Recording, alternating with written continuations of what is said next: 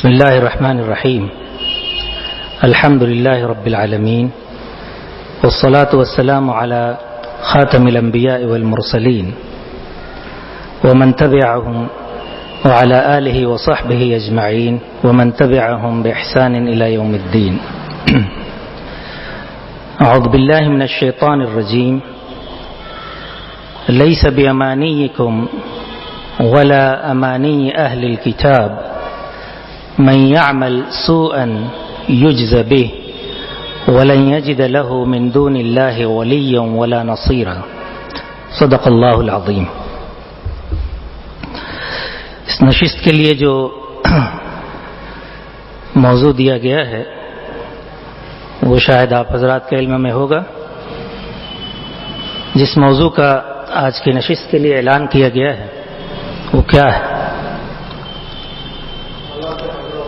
حالات حاضرہ اور مسلمان. آج صبح میں اس پر غور کر رہا تھا کہ کس طرح میں اپنے خیالات کو کم سے کم لفظوں میں اس موضوع پر بیان کروں. تو غور و فکر کے بعد میں اس نتیجے پر پہنچا کہ صرف ایک لفظ کا اضافہ اس عنوان میں کر دیا جائے تو پوری ملت کی تصویر ابھر کر سامنے آتی ہے. اس سے پہلے کہ میں اس لفظ کا اضافہ کروں، میں آپ حضرات سے اس بات پہ متفق ہونا چاہتا ہوں کہ حالات حاضرہ اور مسلمان کا یہ عنوان جسے ہم نے طے کیا ہے اس سے کیا مراد ہے، یعنی آپ کیا توقع لے کر اس موضوع پر سننے کے لیے یہاں موجود ہیں. وہ غالباً یہ ہے کیونکہ اس موضوع پر میں بھی بہت کچھ پہلے سن چکا ہوں، اس پر کتابیں لکھی جا چکی ہیں، اخبارات میں مضامین چھپتے رہتے ہیں. تو جب بھی ہم حالات حاضرہ کی نسبت سے مسلمان کا لفظ جوڑتے ہیں تو اس سے مراد یہی ہوتی ہے کہ عالمی جو مسائل ہیں یا عالمی سطح کی جو ترقیاں ہیں ان کے مقابلے میں مسلمان پسماندہ ہیں، زبوں حال ہیں، اور ان حالات کا اگر اچھے ہیں تو ان میں مسلمانوں کا حصہ نہیں، اور اگر وہ برے ہیں تو وہی سب سے زیادہ اس کا شکار ہیں. تو اس پر گفتگو کا مقصد یہ ہوتا ہے کہ ان حالات سے نمٹنے یا ان مسائل کے حل کی کوئی راہ مسلمانوں کو بتائی جائے کہ مسلمان جن حالات سے موجودہ دور میں دوچار ہیں ان سے نکلنے کی راہ کیا ہے. میں سمجھتا ہوں اجمالی طور پر جب ہم کہیں حالات حاضرہ اور مسلمان تو اس سے یہی مراد ہوگی کہ آپ کے ذہن میں کچھ اور ہے؟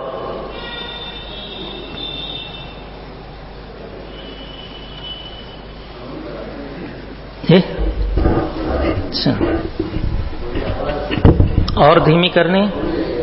اچھا،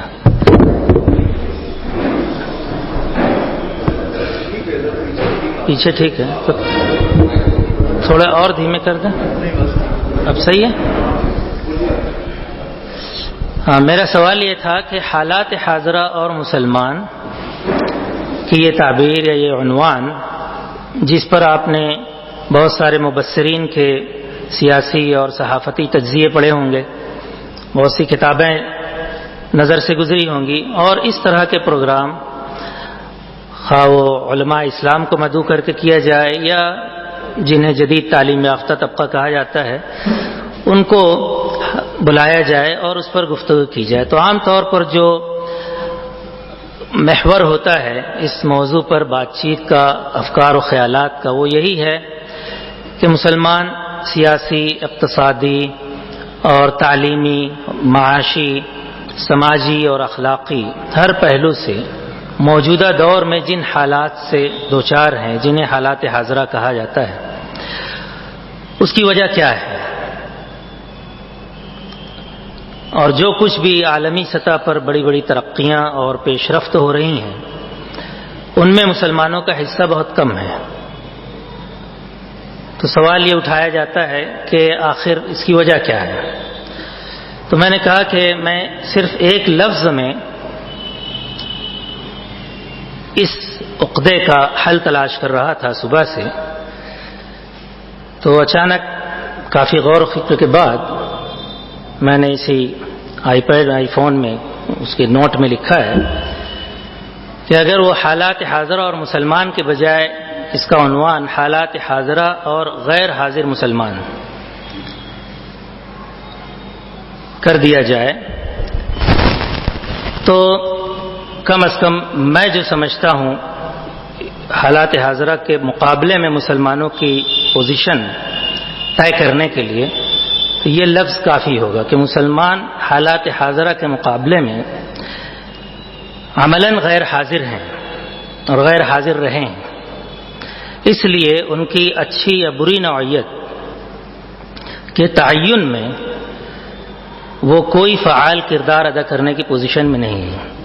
اب اس کی وضاحت کے لیے میں دو بات کہنی چاہتا ہوں، کچھ اعداد و شمار اور کچھ میرا ایک تمثیلی یعنی واقعہ ہے جسے میں نے 30 سال پہلے ٹھیک 9 اکتوبر 1987 کو دلی میں لکھا تھا. ایسی ایک مختصر نشست ہوئی تھی، کئی علماء اور بعض امریکہ سے آئے ہوئے کچھ دانشور ایک جگہ اکٹھا ہوئے تھے، تو وہاں میں بھی شریک تھا. تقریباً 1.5-2 گھنٹہ لنچ کے بعد گفتگو کا سلسلہ شروع ہوا اور مختلف پہلوؤں سے مسلمانوں کے ملی، سماجی، تعلیمی، اخلاقی، اقتصادی مسائل اور ان کی نشت ثانیہ کے لیے کیا ممکنہ حل ہو سکتے ہیں ان پر غور و خوض ہوا. اس کے خاتمے پر میں نے ایک چھوٹے سے کاغذ پر یہ ایک تمثیلی واقعہ میں تخیل سے، لیکن وہ ایسا معلوم ہوگا جیسے وہ حقیقی واقعہ ہے، وہ بہت مختصر ہے. وہ یہ ہے کہ بس اسٹاپ پر سگریٹ پیتے ہوئے ایک نوجوان سے میں نے کہا کہ وہ دیکھیے آپ کی بس چل پڑی. بس کے انتظار میں اور وہ کھڑے ہوئے تھے اور نوجوان سگریٹ پی رہے تھے اور مجھے معلوم تھا کہ یہ جو بس کھڑی ہے ان کی اسی بس سے ان کو کہیں جانا ہے. تو بس اسٹاپ پر سگریٹ پیتے ہوئے نوجوان سے میں نے کہا کہ وہ دیکھیے آپ کی بس چل پڑی. وہ پلٹے اور سگریٹ پھینک کر بس کی طرف لپکے. سامنے ٹریفک سگنل کھلا ہوا تھا، گرین تھا، تو بس تیزی سے چل پڑی اور نکل گئی. یہ دوڑتے ہی رہے لیکن پکڑ نہیں سکے اور ہانپتے ہوئے واپس آئے اور کہنے لگے کہ اگر بس کی رفتار ذرا دھیمی ہوتی تو میں بس کو پکڑ لیتا.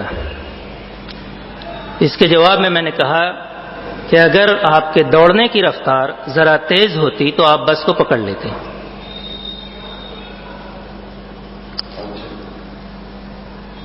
میں پھر دہراتا ہوں کہ بس اسٹاپ پر کھڑے ہوئے ایک سگریٹ پیتے ہوئے نوجوان سے میں نے کہا کہ وہ دیکھیے آپ کی بس چل پڑی. وہ پلٹے اور اپنی سگریٹ پھینک کر بس کی طرف دوڑے. چونکہ سامنے سگنل کھلا ہوا تھا اس لیے بس اسٹارٹ ہوتے ہی اسپیڈ پکڑ لی اور ڈرائیور بس کو لے کر نکل گیا. یہ دوڑے کہ کسی طرح سوار ہو جائیں لیکن کامیاب نہیں ہوئے اور ہانپتے ہوئے واپس اسی مقام پر آئے. اور آتے ہی یہ کہا کہ اگر بس کی رفتار کچھ دھیمی ہوتی، ذرا دھیمی ہوتی تو میں بس کو پکڑ لیتا. اس کے جواب میں نے کہا کہ اگر بس کی رفتار، آپ کے دوڑنے کی رفتار اگر ذرا تیز ہوتی تو آپ بس کو پکڑ لیتے. پھر کوئی گفتگو نہیں ہوئی. اس کے بعد یہ کہنے کی ضرورت نہیں ہے کہ جھنجھلاہٹ کا احساس دور کرنے کے لیے نوجوان نے دوسری سگریٹ نکالی اور اس کے لمبے لمبے کش لینے لگے. اس کو میں نے ایک پیپر پر لکھ کر وہاں موجود ایک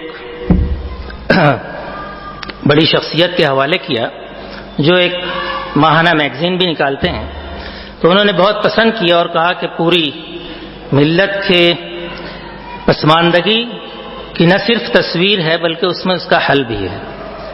مگر اس پہ انہوں نے مزید اضافہ کیا کہ لیکن یہ میرے میگزین میں ابھی چھپنے کے قابل نہیں ہے. میں نے اسے چھپنے کے لیے دیا بھی نہیں ہے. بہرحال اب 30 سال پہلے یہ بات جو میں نے لکھی تھی تو میں یہ کہہ سکتا ہوں کہ خدا کے فضل سے 30 برس کے عرصے میں میرے معلومات، مطالعات، مشاہدات اور تجربات میں کم سے کم 30 گنا اضافہ ہوا ہے، اور اس کی روشنی میں میں دوبارہ پورے وثوق اور اعتماد سے یہ کہہ سکتا ہوں کہ اس تمثیلی واقعے میں ملت کی پسماندگی کی تصویر اور اس کا علاج، اس کا حل موجود ہے، اور میں اس کی وضاحت کرنا چاہتا ہوں۔ وضاحت کے لیے آپ 142 برس پہلے جائیے۔ آپ کو معلوم ہے کہ جس یونیورسٹی کو آپ علی گڑھ مسلم یونیورسٹی کہتے ہیں، اس کا آغاز ایک پرائمری اسکول سے ہوا تھا جسے سر سید احمد خان نے قائم کیا تھا۔ اس کا نام تھا مدرسۃ العلوم۔ 1875 میں اس کا آغاز ہوا۔ اس کے آغاز کے سال میں پورے انڈیا میں یہ سروے کیا گیا تھا کہ کتنے گریجویٹس ملک بھر میں موجود ہیں، اور ظاہر ہے سر سید کا مقصد مسلمانوں کو جدید تعلیم میں آگے بڑھانا تھا، تو ان کا فوکس یہ تھا کہ پورے انڈیا میں مسلمانوں کی آبادی 6 کروڑ اس وقت تھی، اس 6 کروڑ کی آبادی میں کتنے مسلم گریجویٹس ہیں، یہ خاص ان کا سروے کرانے کا مقصد تھا۔ اور شاید آپ جانتے ہو کہ اس سے بھی تقریباً 20-22 سال پہلے، یعنی 1858 میں، 1857 کے غدر کے بعد 1858 میں کلکتہ، مدراس اور بمبئی میں یونیورسٹیاں قائم ہو چکی تھیں، اور جدید تعلیم میں غیر مسلم جو فرقے ہیں انڈیا کے، وہ بہت تیزی سے آگے بڑھ رہے تھے، لیکن مسلمانوں میں انگریزی تعلیم کو، جدید تعلیم کو ایک عرصے تک حرام قرار دیا گیا، اور ان مدرسوں کو یا اسکولوں کو قتل گاہوں سے تعبیر کیا گیا، تو مسلم اس میں داخل نہیں ہو سکتے، داخلہ لینا یعنی اس کی رفتار بہت دھیمی رہی۔ تو 1875 میں، یعنی 58 سے 1875 کتنے سال ہوئے؟ 17 سال، 17 ایئرس۔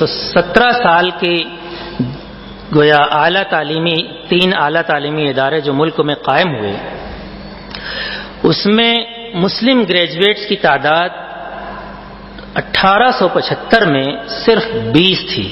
6 کروڑ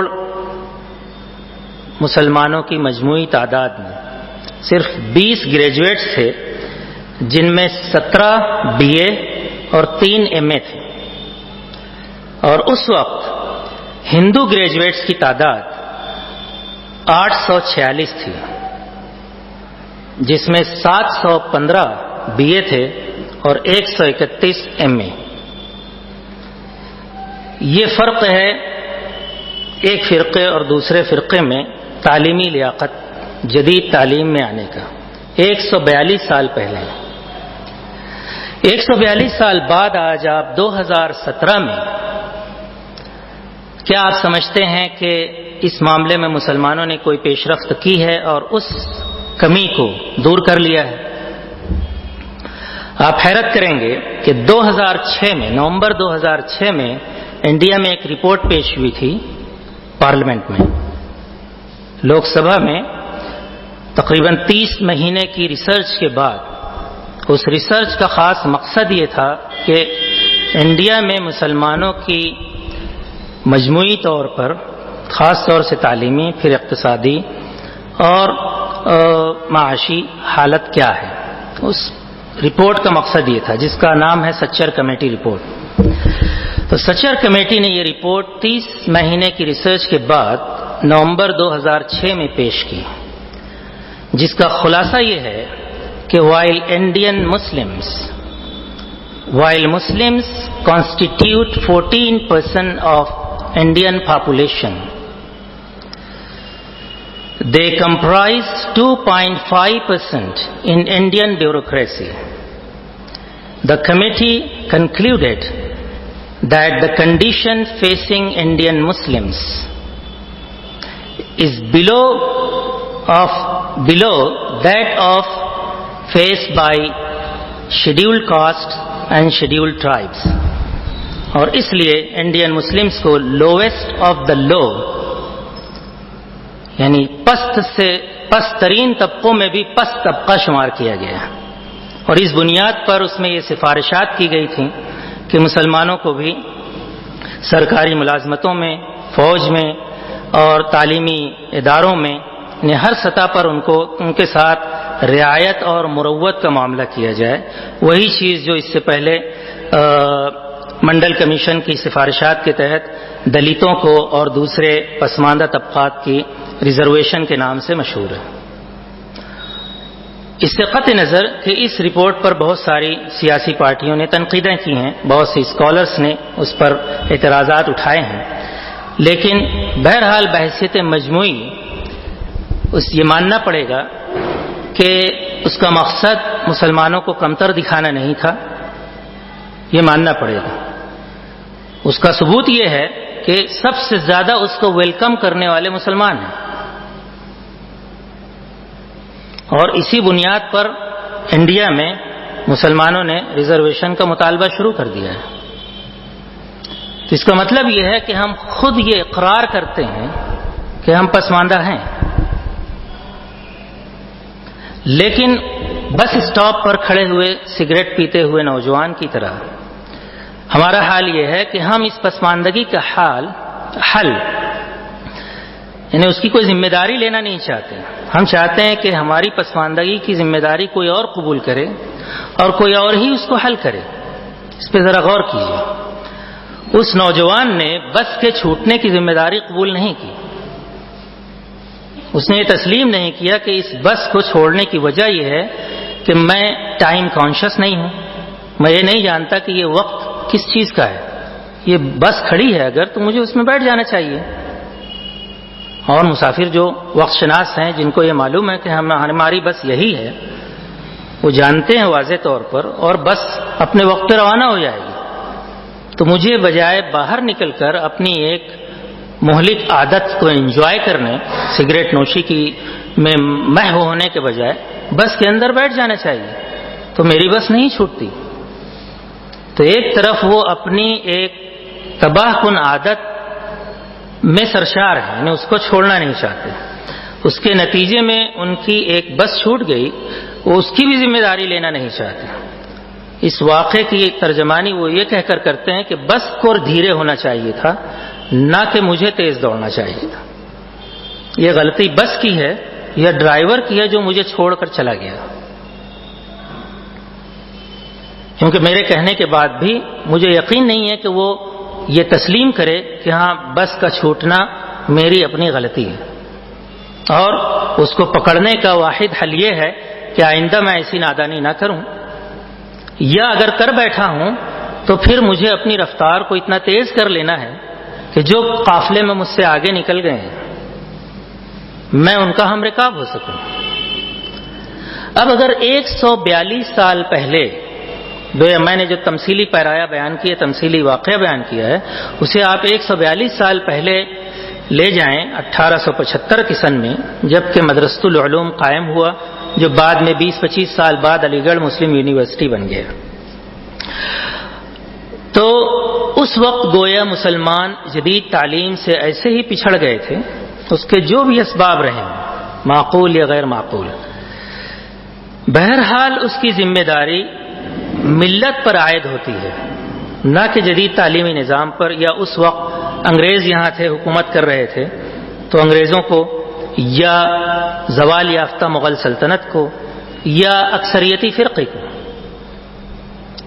اب اگر 142 سال بعد بھی 14% کی پاپولیشن ہے، 2011 کا جو مردم شماری انڈیا میں ہوئی ہے، اس کے مطابق مسلمان 14% سے بھی کراس کر کے 14.23 ہو گئے ہیں، یعنی تقریباً 17 سے 18 کروڑ مسلمان اس ملک میں بستے ہیں. 14 سے 15% ملک کی مجموعی آبادی کا حصہ ہے. اس کے مقابلے میں سروسوں میں، تعلیمی لیاقت میں، دوسرے ترقیاتی منصوبوں میں ان کا تناسب 2.5% سے زیادہ نہیں ہے. تو اب کیا اس کا حل یہ ہے اس نوجوان کی طرح کہ ہم یہ مطالبہ کریں کہ ترقی کرنے والوں کو ذرا اپنی رفتار دھیمی کرنی چاہیے تاکہ ہم بھی ان کے ساتھ چل سکیں؟ کیا یہ کوئی معقول مطالبہ ہے؟ دنیا میں کوئی بھی، آپ خود کسی بزنس میں اپنے پڑوسی سے، بلکہ اپنے سگے بھائی سے آگے ہو گئے ہیں، اور وہ یہ چاہے کہ وہ آپ کے ہم سطح ہو جائے، تو کیا اس کا حل یہ ہوگا کہ وہ آپ سے کہے کہ آپ ذرا کم پروفٹ کمائیے، یا اپنی 1-2 برانچز بند کر دیجئے، اپنا کاروبار مختصر کر لیجئے تاکہ ہم دونوں کی پوزیشن یکساں ہو جائے؟ آپ اپنے سگے بھائی کے لیے بھی کیا ایسا کوئی حل یا ایسا کوئی تجزیہ قابل قبول سمجھیں گے؟ لیکن شاید تاریخ کا انتہائی حیرت ناک اور شرمناک واقعہ یہ ہے کہ شعوری اور غیر شعوری طور پر عام مسلمان یہی سمجھے ہوئے ہیں کہ ہماری پسماندگی کی ذمہ داری بھی کوئی اور لے، اور پھر اس کا جو بھی حل تجویز کیا جائے اس کو بھی کوئی اور ہی اپنی ذمہ داری سے پورا کرے۔ تو یہ کبھی ہونے والی چیز نہیں ہے۔ جب ایک گھر میں نہیں ہو سکتی وہ چیز جہاں بلڈ ریلیشنز ہوں آپ کے، تو اقوام کے باہمی جو ہے اس میں منافست میں تصادم نہ کہیے، یعنی قوموں کا جہاں باہمی ان کی ریس ہو رہی ہے، جہاں ہر قوم دوسری قوم سے، ہر فرقہ دوسرے فرقے سے، ہر گروہ دوسرے گروہ سے آگے بڑھ جانا چاہتا ہو، وفی ذلک فلیتنافس المتنافسون، تو یہ کیسے ممکن ہے کہ آپ کی یہ طفلانہ یا احمقانہ یا جاہلانہ توقع کہیں بھی قابل احترام اور قابل اعتنا سمجھی جائے؟ تو اس نشست کا میں گزارش کروں گا کہ آپ یہ پیغام لے کر آج گھر جائیے، کیونکہ یہ جو میں نے تمثیل بیان کی ہے، بس اسٹاپ پر کھڑے ہوئے نوجوان، سگریٹ پیتے ہوئے نوجوان سے میں نے کہا کہ وہ آپ کی بس چل پڑی، وہ اس کی طرف دوڑا، بس کی رفتار تیز تھی، سامنے سگنل فری تھا، وہ پکڑ نہیں سکا، اور واپس آتے ہوئے ہانپتی ہوئی آواز میں اس نے کہا کہ اگر بس کی رفتار دھیمی ہوتی تو میں اسے پکڑ لیتا، لیکن حقیقت یہ ہے کہ اگر ان کے دوڑنے کی رفتار تیز ہوتی تو وہ بس کو پکڑ لیتے۔ اور پھر بھی اس کے بعد وہ نوجوان نہ اپنی رفتار تیز کرتا ہے، نہ یہ ذمہ داری قبول کرتا ہے کہ میں نے اپنی کاہلی، اپنی غفلت اور اپنی مہلک عادتوں کے نتیجے میں یہ بازی کھوئی ہے۔ وہ اس کے بعد بھی ماننے کو تیار نہیں، اور مزید اس عادت کو اپنی جھنجھلاہٹ دور کرنے یا اپنے آپ کو خود فراموشی میں مبتلا کرنے کے لیے پھر وہ سگریٹ پیتا ہے، کوئی دوسرا نشہ کرتا ہے، کوئی سیر و تفریح کرتا ہے، کوئی کسی اور قسم کے تماشے میں مشغول ہے۔ آپ یہ منظر ہر گھر میں دیکھ سکتے ہیں، ہر اسکول میں دیکھ سکتے ہیں۔ یعنی وقت ناشناسی، اس وقت کا کیا تقاضا ہے، اور اس تقاضے کو میں نے سمجھا بھی ہے یا نہیں سمجھا، اس کو پورا کرنے کے لیے میں نے مطلوبہ کوشش کی ہے یا نہیں کی ہے۔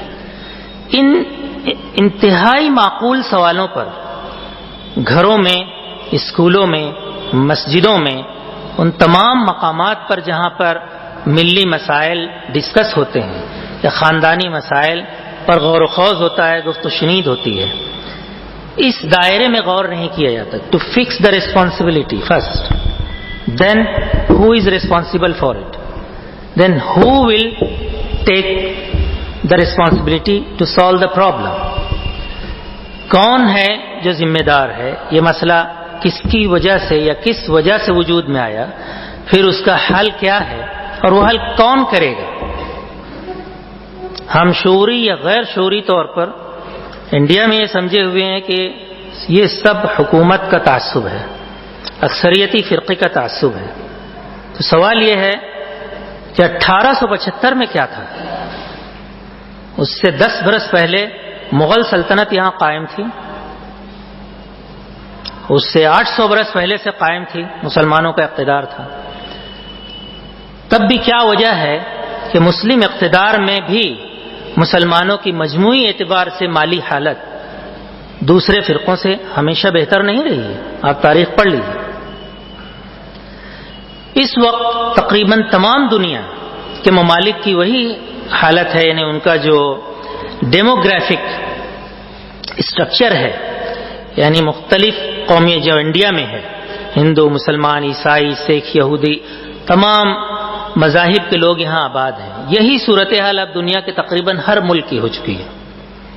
مثلا متحدہ عرب امارات میں 200 نیشنلٹی کے لوگ آباد ہیں، کم و بیش، جہاں سب سے زیادہ انڈین 60% کے برابر لگ بھگ انڈین UAE میں آباد ہے. آپ کو یہ جان کر حیرت ہوگی، صرف 3 ہفتہ یا 4 ہفتہ پہلے میرے آنے سے یہاں 4-5 ہفتہ پہلے ایک شرق اوسط کے مڈل ایسٹ کے ایک میگزین نے، جو فوربس کی طرح ہے، جس میں دنیا کے امیر ترین لوگوں کی لسٹ کی جاتی ہے کہ دنیا کے 10 سب سے زیادہ امیر لوگ کون ہیں، ہر سال اس میں ایک لسٹ اناؤنس کی جاتی ہے. تو بل گیٹس کا مثلا نمبر 1 آتا ہے، جو کہ دنیا کا امیر ترین آدمی ہے، پھر دوسرا، پھر تیسرا. اس میں امبانی کا 4 یا 5 پر آتا ہے، امبانی فیملی کا نام. تو ایسے ہی ایک لسٹ مڈل ایسٹ یا شاید متحدہ عرب امارات کے امیر ترین انڈینز کی چھپی ہے، 12 انڈینز کی، جس میں صرف 4 مسلمان ہیں اور 8 غیر مسلم ہیں. تو وہاں کون سا تعصب ہے مسلمانوں کے خلاف؟ اس میں ایک مسلم بھی ہیں، یعنی 4 مسلم ہیں جن کے نام میں جانتا ہوں، جس کی یہاں ضرورت نہیں ہے. ایسے ہی کسی بھی ملک میں آپ تحقیق کریں تو یہ پائیں گے کہ بحیثیت مجموعی مسلمان خود اپنے ملک میں دوسرے غیر مسلم ممالک سے پیچھے ہیں. وجہ اس کی وہی ہے کہ جس وقت ترقی کی بس چلنے کے لیے تیار تھی، آپ سگریٹ پی رہے تھے. جس وقت جدید تعلیم کی بس چلنے کے لیے تیار تھی، آپ سو رہے تھے. جس وقت جدید اقتصادیات کی دوڑ شروع ہونے والی تھی، آپ کہیں پان کھا رہے تھے یا کہیں ہوٹل میں بیٹھ کر چائے پی رہے تھے. اس چیز کو پکڑیے، یہ آپ کے اپنے اندر بھی ہے. خود اس پروگرام کا آغاز عشاء کے بعد ہونا تھا. عشاء کی پہلی اذان اس وقت 8:30 بجے ہو رہی ہے، تو پہلی عشاء کی جماعت ختم ہوتی ہے 8:45 اور 9 کے درمیان، دوسری 9 اور 9:15 کے درمیان، تیسری 9:15 اور 9:30 کے درمیان، اور شاید اس کے بعد کوئی اور جماعت کہیں نہ ہوتی اتنی تاخیر سے. تو بہت ہی لیٹ اگر ہم شروع کریں تو 10 بجے ہو جانا چاہیے تھا، لیکن شروع ہوتے ہوتے 10:20 10:25 ہو گئے. کوئی بات، یہ بات میں بطور شکایت نہیں کہہ رہا ہوں، اس پوائنٹ کو سمجھانے کے لیے کہ یہی اگر حال آپ کا خود اپنا بزنس کرنے میں ہے تو آپ دوسری اقوام یا دوسرے زیادہ فعال افراد کے مقابلے میں بزنس میں بھی پیچھے رہیں گے. یہی حال اگر تعلیمی معاملات میں ہے آپ کا اور آپ کے بچوں کا، تو وہ بھی اسی طرح کسی بھی مسئلے کی ذمہ داری، they will never own the responsibility of the problem they face. Ownership بہت ضروری ہے. کسی بھی مسئلے کا حل کرنے کے لیے اس مسئلے کو اون کرنا، یہ ماننا کہ میں اس مسئلے کا کسی نہ کسی حیثیت سے ذمہ دار ہوں، یا تو اس وجہ سے کہ اس کو میں نے پیدا کیا ہے، یا تو اس وجہ اگر کسی اور نے پیدا کیا ہے تب بھی میں ذمہ دار ہوں کہ میں نے ان کو یہ موقع دیا کہ وہ میرے لیے مسئلہ کھڑا کریں، تو میں وہ موقع دینا چھوڑ دوں، اس مسئلے کے مقام سے ہٹ جاؤں، یا اپنے آپ کو اتنا بلند یا اتنا مضبوط بنا لوں کہ کوئی میرا استحصال نہ کر سکے. تو تب بھی آپ کو یہ اون کرنی، یہ ریسپانسبلٹی اون کرنی پڑے گی، یہ ذمہ داری قبول کرنی پڑے گی. پھر اس کے حل کی جو بھی تجویز ہوگی کوئی اور دے یا آپ خود دریافت کریں، اسے بھی نافذ کرنے کے لیے آپ کو متحرک ہونا پڑے گا. اب اس تجزیے کے روشنی میں نے جو ترمیم کی ہے عنوان میں، حالات حاضرہ اور مسلمان، اگر اسے آپ کہیں کہ حالات حاضرہ اور غیر حاضر مسلمان، یا یہ کہیں کہ تغیر پذیر دنیا اور غیر تغیر پذیر مسلمان، changing world and in changing Muslims, کہ دنیا بدل رہی ہے، ہر سطح پر اس میں انقلابات رونما ہو رہے ہیں، اور مسلمان یا تو ان کے تماشائی ہیں یا شاکی ہیں. اور کچھ لوگوں کو یقیناً اس کا شعور ہوا، جیسے تعلیم میں پچھڑے پن کا احساس سر سید احمد خان کو ہوا، انہوں نے آواز اٹھائی. ایسے ہی کسی اور پہلو سے سیاسی وحدت مسلمانوں کی پارا پارا ہو رہی تھی، عثمانی دور میں، عثمانی خلافت کے دور میں، تو جمال الدین افغانی نے مثلاً وحدت یا جامعہ اسلامیہ و پین اسلامزم کی تحریک زور سے اٹھائی کہ اتحاد مسلم ہو، عالمی سطح پر مسلمان اپنا سیاسی تحفظ کر سکیں. تو کچھ لوگوں کو اس کا شعور بھی ہوا، لیکن بحیثیت مجموعی ملت شعور کی اس سطح تک اپنے آپ کو نہ پہنچا سکی. افراد کی بڑی تعداد اور بحیثیت مجموعی پوری ملت جو بر وقت اس ذمہ داری کو قبول کرے اور اس کے حل کی طرف آگے بڑھے. اور یہی وجہ ہے کہ 1875 میں سر سید نے اسکول قائم کیا. اگر اس وقت پورے ملک میں 20 گریجویٹ تھے تو میں سمجھتا ہوں آج اگر 20,000 نہیں 20 لاکھ بھی ہوں تو آبادی کے تناسب کے اعتبار سے وہ اتنے ہی ہیں یا شاید اس سے کم. پھر معیار تعلیم، تعلیمی لیاقت کے پیمانے، اس کے استعمالات اتنے بے پناہ ہو گئے کہ اگر اس حساب سے دیکھا جائے تو مسلمانوں کی الٹریسی، ناخواندگی کی شرح 142 سال میں بڑھی نہیں، بڑھی ہے، گھٹی نہیں ہے. اور یہی حال تقریباً تمام عرب ممالک کا ہے. 2016 کو متحدہ عرب امارات میں عام القراء قرار دیا گیا تھا، یعنی دا ایئر آف ریڈنگ، پڑھنے کا سال. اس سلسلے میں میرا بھی ایک مضمون چھپا تھا اخبارات میں. ایسے ہی اور بھی جو دوسرے واقف کار انٹلیکچوئلس ہیں، مثقفین ہیں، تعلیم یافتہ دانشور ہیں، ان کے اپنے تجزیے چھپے تھے. ایک تجزیے کا خلاصہ یہ ہے کہ خالص مطالعے کی خو عادت پر وہ مضمون تھا، یعنی وہ ریسرچ تھی، عالمی سروے تھا کہ عالمی سطح پر قوموں میں، مختلف اقوام میں یا ممالک میں مطالعے کی شرح کیا ہے. اس کا خلاصہ یہ ہے کہ امریکہ میں یومیہ کم از کم ایک فرد 40 منٹ سے 2 گھنٹے تک یومیہ مطالعہ کرتا ہے. کم از کم 40 منٹس اخبار، کتاب، ناولز، کسی نہ کسی چیز کی ریڈنگ کرتا ہے. یہ ایک نیشنل بیہیویئر ہے، قومی کردار ہے. سالانہ مجموعی طور پر 10 سے 30-40 کتابیں تک ایک فرد پڑھتا ہے اوسطاً. یہ اسکول کے طلبہ اسکول کی کتابوں کے علاوہ یہ سب کچھ پڑھتے ہیں، جبکہ عرب ورلڈ میں مطالعے کی شرح بمشکل پر ایک فرد کے لیے سال میں 12 منٹ قرار دی گئی. سال بھر میں 12 منٹ.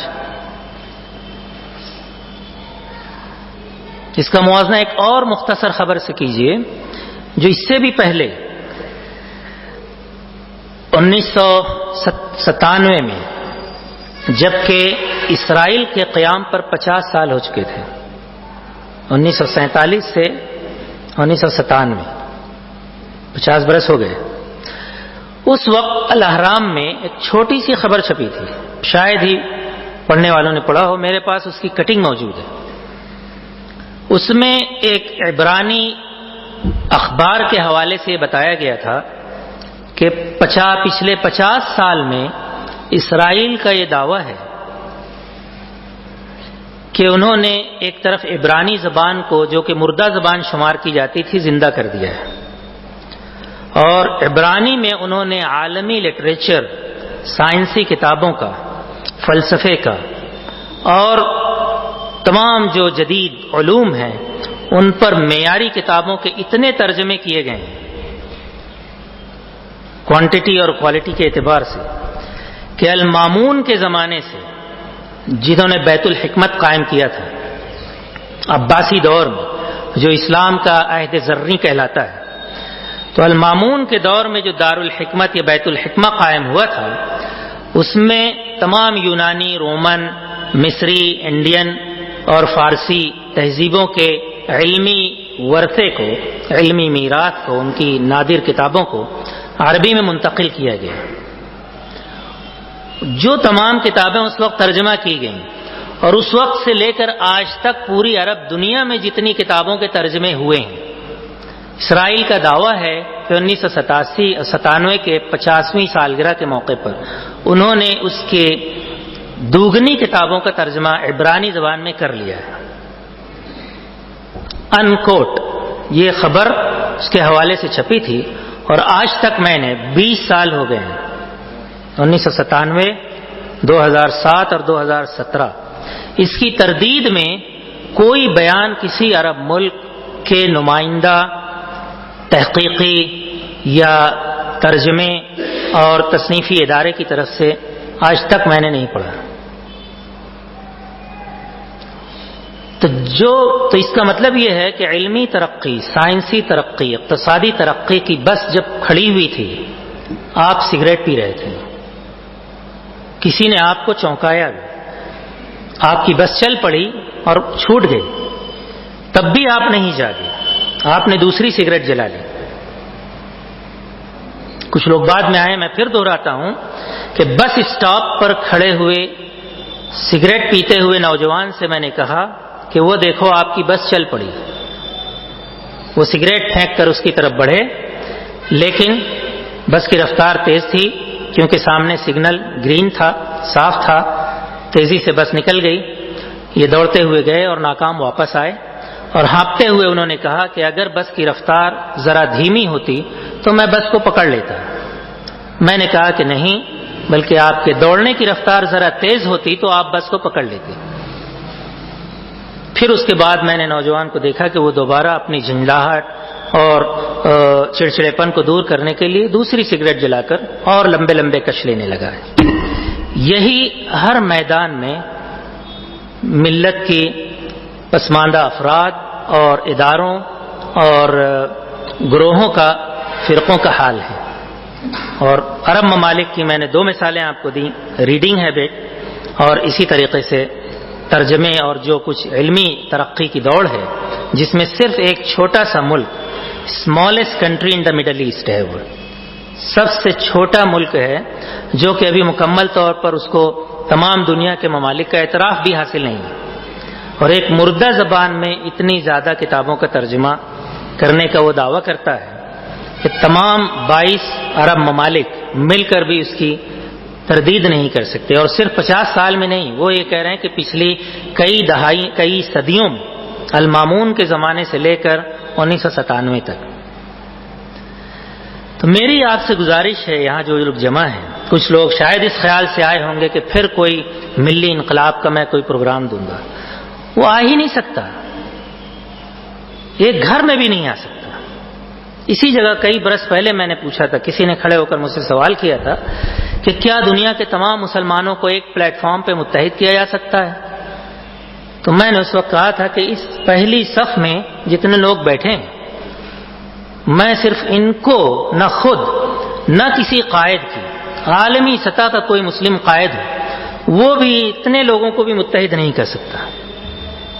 اس کی وجہ وہ غیر عملی، وہ غیر ذمہ دارانہ ذہنی رجحان ہے جو زوال یافتہ دور میں، زوال یافتہ قوم کے اندر پیدا ہوتا ہے.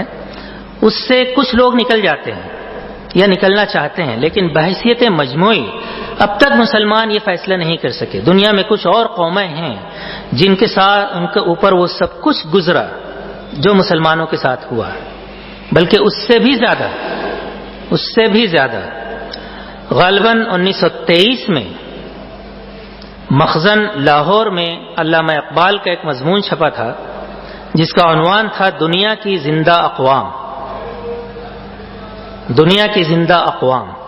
اس مضمون کو غالباً 1976 میں Islam and the modern age society کی طرف سے، اسلام اور عصر جدید، جو ڈاکٹر سید عابد حسین نکالتے تھے، انہوں نے اس مضمون کو دوبارہ شائع کیا تھا، اور اس میں یہ حوالہ دیا تھا کہ 1923 میں اقبال نے یہ مضمون لکھا تھا.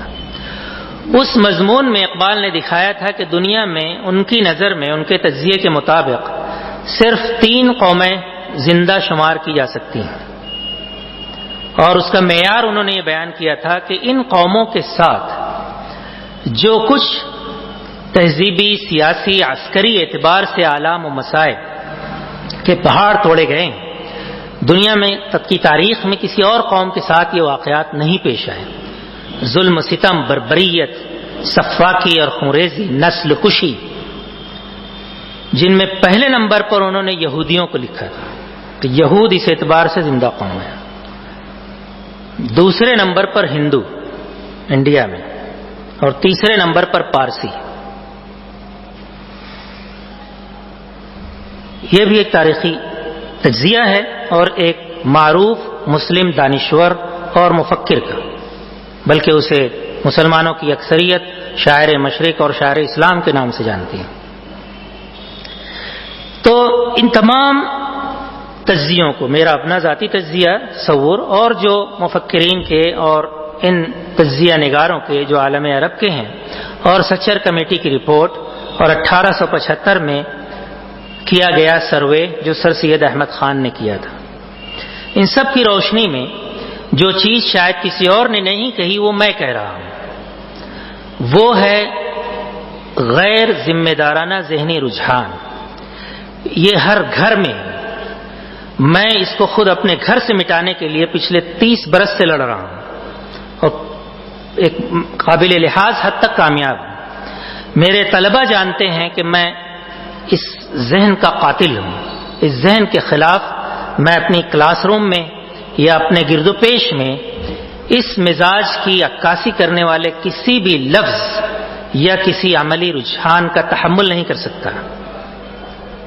جہاں بھی ایسی کوئی صورت حال پیش آتی ہے کہ کوئی واقعہ ہوا اور کہنے والے اس کا تجزیہ یا اس پر تبصرہ ایسے انداز میں کریں، چاہے وہ میرا اپنا بیٹا اور بیٹی یا بیوی اور بھائی اور بہن ہی کیوں نہ ہو، میں اسے تسلیم نہیں کرتا کہ کوئی بس کے چھوٹنے کی ذمہ داری بس کی رفتار کو دے کہ بس چونکہ تیز جا رہی تھی اس لیے وہ مجھ سے چھوٹ گئی. میں اس سے یہی کہتا ہوں کہ بس کے چلتے وقت یا اس کے چلنے سے پہلے آپ کیا کر رہے تھے یہ سوچیے، اسے دوبارہ مت کیجیے. That's all. اور اگر آپ مستعد تھے، کسی وجہ سے دیر سے پہنچے تھے، کچھ بھی سبب ڈھونڈیے، دیر سے پہنچے تھے، سو رہے تھے، سگریٹ پی رہے تھے، کسی سے بات کر رہے تھے، موبائل پر تھے، واٹس ایپ پر میسج ایکسچینج کر رہے تھے، پتہ کیجیے. Just don't do it again. دوسرا کوئی ریزن مت دیجیے. ایک حدیث میں ہے کہ من خاف ادلج، جسے ڈر ہوتا ہے، جس مسافر کو اندیشہ ہوتا ہے کہ وہ منزل پر نہیں پہنچ پائے گا، وہ رات کے اندھیرے میں اپنا سفر شروع کر دیتا ہے. ومن ادلج بلغ المنزل، اور جو رات کے اندھیرے میں سفر شروع کر دے تو وہ یقیناً منزل تک پہنچ جائے گا. یہ خود میں جو بات کہہ رہا ہوں وہ سنت نبوی ہے، وہ مسواک سے بڑی سنت ہے. چاشت اور اشراق اور دوسرے نوافل سے بڑی سنت ہے، دین کے معاملے میں بھی دنیا کے معاملے میں بھی. اسے آپ سحر خیزی کا نام دیں، مگر مسئلہ صرف کسی ایک وقت خاص کا نہیں ہے، ہر وقت کا ہے. ہر وقت آپ سے کچھ مطلوب ہے، آپ جانتے نہیں وہ مطلوب کیا ہے.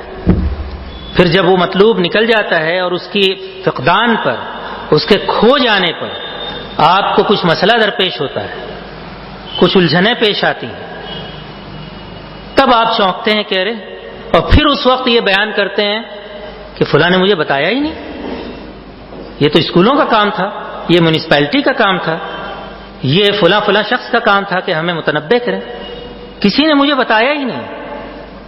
میں یہ کہوں گا why did not you ask, آپ نے پوچھا کیوں نہیں؟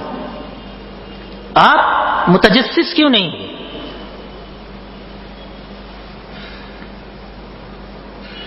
آپ کے شاعر مشرق کا کہ جو چند اشعار مجھے پسند ہیں ان میں ایک یہ ہے کہ جس کا ایک مطلب ہے، ایک مصرع ہے کہ بے محل تیرا ترنم نغمہ بے موسم تیرا، کہ باغ کی جمعیت جب پریشان ہو چکی، پھول کو باد بہاری کا پیام آیا تو کیا تھا، جنہیں ذوق تماشا وہ تو رخصت ہو گئے، تھا جنہیں ذوق تماشا وہ تو رخصت ہو گئے، صبح دم کوئی اگر بالائے بام آیا تو کیا.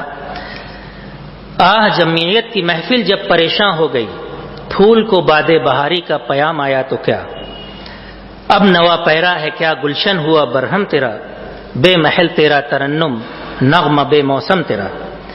تو یہ بیان کرنے کا ایک انداز ہے، یعنی وقت کو کھونا، مگر میں سمجھتا ہوں اس سے پوری بات شاید پکڑ میں نہیں آتی۔ وقت اس کے کھونے سے بھی زیادہ یہ ہے کہ آپ سرکش ہیں، آپ نڈر ہیں، آپ ڈھیٹ ہیں، بے باک ہیں، آپ یہ سمجھ کے جی رہے ہیں کہ اس دنیا میں آپ کے صرف حقوق ہیں، ذمہ داری کوئی نہیں ہے، اور وہ حقوق جب آپ بچے ہیں تو آپ کے ماں باپ کو ادا کرنے ہیں، پورے کرنے ہیں، جب آپ بڑے ہوتے ہیں تو آپ سماج سے وہی توقع رکھتے ہیں، پھر جب آپ کچھ فرقہ وارانہ منافست یا منافرت بڑھتی ہے تو اس میں آپ اکثریتی فرقے یا طاقتور فرقے سے یہ توقع رکھتے ہیں کہ وہ آپ کو سہارا دے، آپ کو ریزرویشن دے، آپ کے حقوق بحال کرے، آپ کی حق تلفی نہ کرے۔ یہ عین ممکن ہے کہ مقابلے کی اس دوڑ میں کہیں کوئی آپ سے کچھ زیادتی کا بھی معاملہ کرتا ہو، تب بھی میں نے یہ کہا کہ دوبارہ آپ تجزیہ کریں گے تو اس کی بھی ذمہ داری جب آپ قبول کریں گے کہ خود اس مظلومیت بین القوسین، اس گفتہ بہی صورتحال کا، اس جسے آپ مظلومیت کہتے ہیں، اس کا شکار ہونے کا بھی سبب میں بنا، اس کے اسباب میں نے ہی فراہم کیے ہیں۔ مغلیہ سلطنت کے تحفظ کے لیے غدر ہوا، 1857 کی جو لڑائی ہوئی، اس کے کچھ دوسرے بھی اسباب بیان کرتے ہیں، لیکن جب تاریخ آزادی لکھی جاتی ہے تو مسلمانوں کی ترجمانی یہ ہے کہ جو کچھ وہ لڑائی ہوئی وہ یہی تھا کہ مغلیہ سلطنت کا تحفظ کیا جائے۔ یہ اس قدر غیر واقعی، غیر حقیقت پسندانہ، غیر دانشمندانہ اور غیر ذمہ دارانہ اقدام تھا کہ آپ غور کریں کہ جو مغلیہ سلطنت اس وقت پچھلے اس سے 100 برس پہلے سے ایسٹ انڈیا کمپنی سے پینشن لے کر زندگی گزار رہی ہے، جو بادشاہ پینشن لے رہا نے آلریڈی اس کو ڈکلیئر کیا جا چکا ہے کہ وہ پولیٹیکل معاملات میں ریٹائرڈ ہو چکا ہے، اس میں حکمرانی نہیں چل رہی، شاہ عالم کے زمانے سے پینشن چل رہی ہے ایسٹ انڈیا کمپنی کی، تو اس کا مطلب خود بادشاہ اتنا معطل اور اتنا بے اثر ہے کہ اس کے کسی فرمان کی کوئی سنوائی نہیں ہے۔ اب اگر کچھ لوگ اس کے تحفظ یا اس کے دفاع کے لیے اٹھ کھڑے بھی ہوں تو اس کے بعد کیا ہوگا؟ اس کے بعد بھی صورتحال اگر اس سے بہتر نہیں تو وہ بھی نہیں رہ سکتے، اس سے بری ہی ہوگی، اور یہی وجہ ہے کہ اس کے زوال کے بعد اس سے برے حالات آئے۔ یہی حال خلافت عثمانیہ کا تھا، ہم یہاں اس کو بچانے کھڑے ہوئے، اور اس کے 50 برس پہلے سے عرب ممالک میں ترکوں کو ہٹانے کی، ترکی بالادستی کو عرب ملکوں سے ختم کرنے کی تحریک چل رہی تھی۔ عرب ممالک کے زوال کا سبب اس وقت 19ویں صدی کے نصف ثانی میں کسی بھی مفکر کو پڑھیں، عبد الرحمن الکواکبی، جمال الدین الافغانی، محمد عبدہ رشید رضا، یہ سب عالم عرب کے زوال کا سبب ترکی عنصر کے غلبے کو قرار دیتے ہیں۔ ان کے تجزیہ آپ پڑھ لیجیے۔ تو میری گزارش ہے کہ اب مسلمان اور حالات حاضرہ یا اس طرح کے کچھ اور عنوانات پر پڑھنے اور سننے سے زیادہ آپ خود اپنے آپ کو ملت کا ایک نمائندہ سمجھ کے یہ سوچنا شروع کیجئے، جو لفظ میں نے اس میں اضافہ کیا، حالات حاضرہ اور غیر حاضر مسلمان۔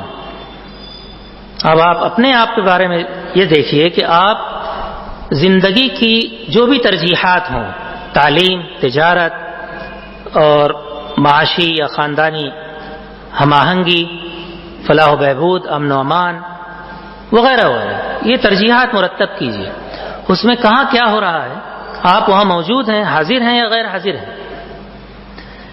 غیر ضروری عوامل کہ آپ عالمی تناظر میں کچھ سیاسی اسباب، امریکہ کی ڈپلومیسی، یورپ کی اسلام دشمنی، یہودیوں کی اسلام اور عربوں کے خلاف سازش، ہندوؤں کی مسلمانوں کے خلاف سازش، بھگوا یا تحریک یا ہندوتو تحریک کی اسلام دشمنی وغیرہ وغیرہ، ہو سکتا ہے یہ اسباب موجود ہوں، لیکن آپ کے زوال، آپ کی پسماندگی، آپ کے مسئلے کا یہ سبب نہیں ہے، یہ اس سبب کا نتیجہ ہے جو میں بتا رہا ہوں۔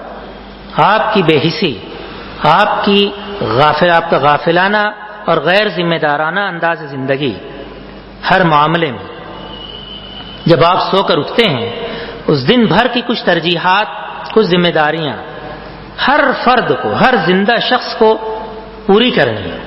ایک حدیث میں ہے کہ کل امرئ یغدو، ہر شخص صبح اٹھتا ہے، فبائع النفس، اور وہ اپنے نفس کا، اپنے وجود کا سودا کرتا ہے، فموبقها، یعنی وہ جس سودے میں اپنے آپ کو یا تو ہلاکت میں ڈالتا ہے یا منجی ہے، یا اس کو نجات دیتا ہے۔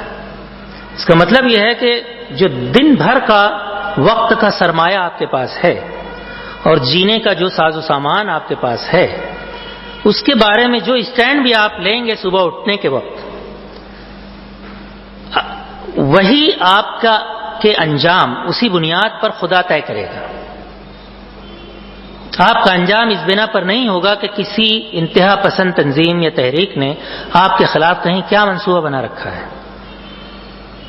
خدا آپ کا فیصلہ اس بنا پر کرے گا کہ جب آپ صبح اٹھے تھے، اس دن کو شام کرنے کے لیے آپ نے ایک مومن اور مسلم کی حیثیت سے کیا کیا ترجیحات اپنی زندگی کی طے کی، جو خود خدا اور اس کے رسول نے بھی آپ سے کچھ توقعات وابستہ کی ہیں، ان کا آپ نے احساس کیا اور ان کو پورا کرنے کے لیے آپ نے کوئی منصوبہ بند شعوری کوشش کی۔ ظاہر ہے کہ مسلمانوں کی اکثریت اس طرح کا ذہنی سانچہ رکھتی ہی نہیں۔ میں کہہ رہا ہوں کہ مجھے خود بہت لڑ کر، بہت تگودو کر کے ایک محدود کامیابی ملی ہے پچھلے 30-35 برسوں میں، خود اپنے ساتھ اور اپنے زیر تربیت گھر کے اور گھر کے باہر کے افراد کے ساتھ، کہ کسی بھی معاملے میں ان کو اس نقطے پر لے آؤں کہ یہ جو میں اپنے وقت کا، اپنی زندگی کا، اپنے امکانات اور وسائل کا روز صبح اٹھ کر سودا کرتا ہوں، یعنی میں نہ کروں سودا تب بھی وہ ایک سودا ہے۔ اسی بنا پر سورہ العصر میں کہا گیا ہے کہ والعصر ان الانسان لفی خسر، گھاٹے کا لفظ یہاں استعمال کیا گیا ہے، کاروباری بزنس لینگویج ہے یہ، کہ ہر انسان گھاٹے میں ہے۔ کس وجہ سے گھاٹے میں؟ آپ اپنی گھڑیوں کا، اپنے وقت کا، اپنی حاصل شدہ متاع کا روز ہر وقت سودا کرتے ہیں۔ اس سودے کا گواہ خدا کے یہ نظام کائنات ہے، یہ روز و شب ہے، خدا کے اپنے فرشتے ہیں۔ آپ کا یا میرا یا کسی تجزیہ نگار کا یا کسی قائد ملت کا بیان نہیں ہے۔ اس سے خدا یہ طے نہیں کرے گا کہ ایک قائد ملت نے کہا تھا کہ مسلمان مظلوم ہیں تو اللہ تعالیٰ ان کے ساتھ مظلوموں کا سلوک کرے۔ روز صبح ایک مسجد میں نماز پڑھتا ہوں جہاں، تو دیکھتا ہوں نماز پڑھ کے جب ہم نکلتا ہوں تو بہت سارے مصلی بیٹھ کر وہ آیت پڑھتے ہیں جسے آیت کریمہ کہا جاتا ہے، کھجور کے دانوں پر۔ بچپن میں نے بھی لاکھوں، کئی بار شاید 10 لاکھ پڑھا جاتا ہے، کچھ ایسا ورد ہے وہ ایک مسجد میں۔ ٹھیک ہے، ایک پاک کلمہ ہے، ایک آیت کریمہ ہے، اس میں کوئی شبہ نہیں، اس کے فضائل اپنی جگہ ہیں، لیکن کوئی غور کبھی یہ کرتا ہے کہ اس آیت کا جو مفہوم ہے، اس آیت کو پڑھ کر آپ جو اعلان کر رہے ہیں وہ کیا ہے؟ اس آیت کو پڑھا جاتا ہے تاکہ دنیا بھر میں مسلمانوں کے اوپر جو ظلم و ستم ہو رہا ہو، جو ظلم و ستم ہو رہا ہے اس کا خاتمہ ہو، یہی۔ مگر یہ آیت کہتی ہے کہ لا الہ الا انت سبحانک انی کنت من الظالمین، کہ اے اللہ تو پاک ہے، اے اللہ تیرے سوا کوئی معبود نہیں، تو پاک ہے، تیری اس کائنات میں کوئی ظلم نہیں ہے، میں ظالم ہوں، انی کنت من الظالمین، I have been doing wrong to myself۔ کسی بھی زبان میں کسی بھی مسلک فکر کا ترجمہ اٹھا کر دیکھ لیجیے، ہونا یہ چاہیے تھا کہ انی کنت من المظلومین، کہ اللہ میں مظلوموں میں سے ہوں۔ لفظ مظلوم قرآن میں آیا ہی نہیں اس صیغے میں، بحیثیت اس میں مفعول کے قرآن میں مظلوم کا ورڈ آیا ہی نہیں۔ پھر بھی دنیا میں بہرحال ظلم ستم ہے، اس سے کسی کو انکار نہیں، لیکن اگر حالات حاضرہ کی شکل ظلم ستم ہے تب بھی اس کے بارے میں ایک مسلم کا رویہ یہ نہیں ہے کہ وہ اپنی مظلومیت کا ڈھنڈورا پیٹے، اپنی مظلومیت پر آہ و فغاں کرے، بلکہ یہ ہے کہ وہ یہ دیکھے کہ میں نے کیا ظلم کیا ہے جس کی وجہ سے یہ خارجی ظلم میرے ساتھ ہو رہا ہے۔ لا الہ الا انت سبحانک انی کنت من الظالمین کا یہی مطلب ہے۔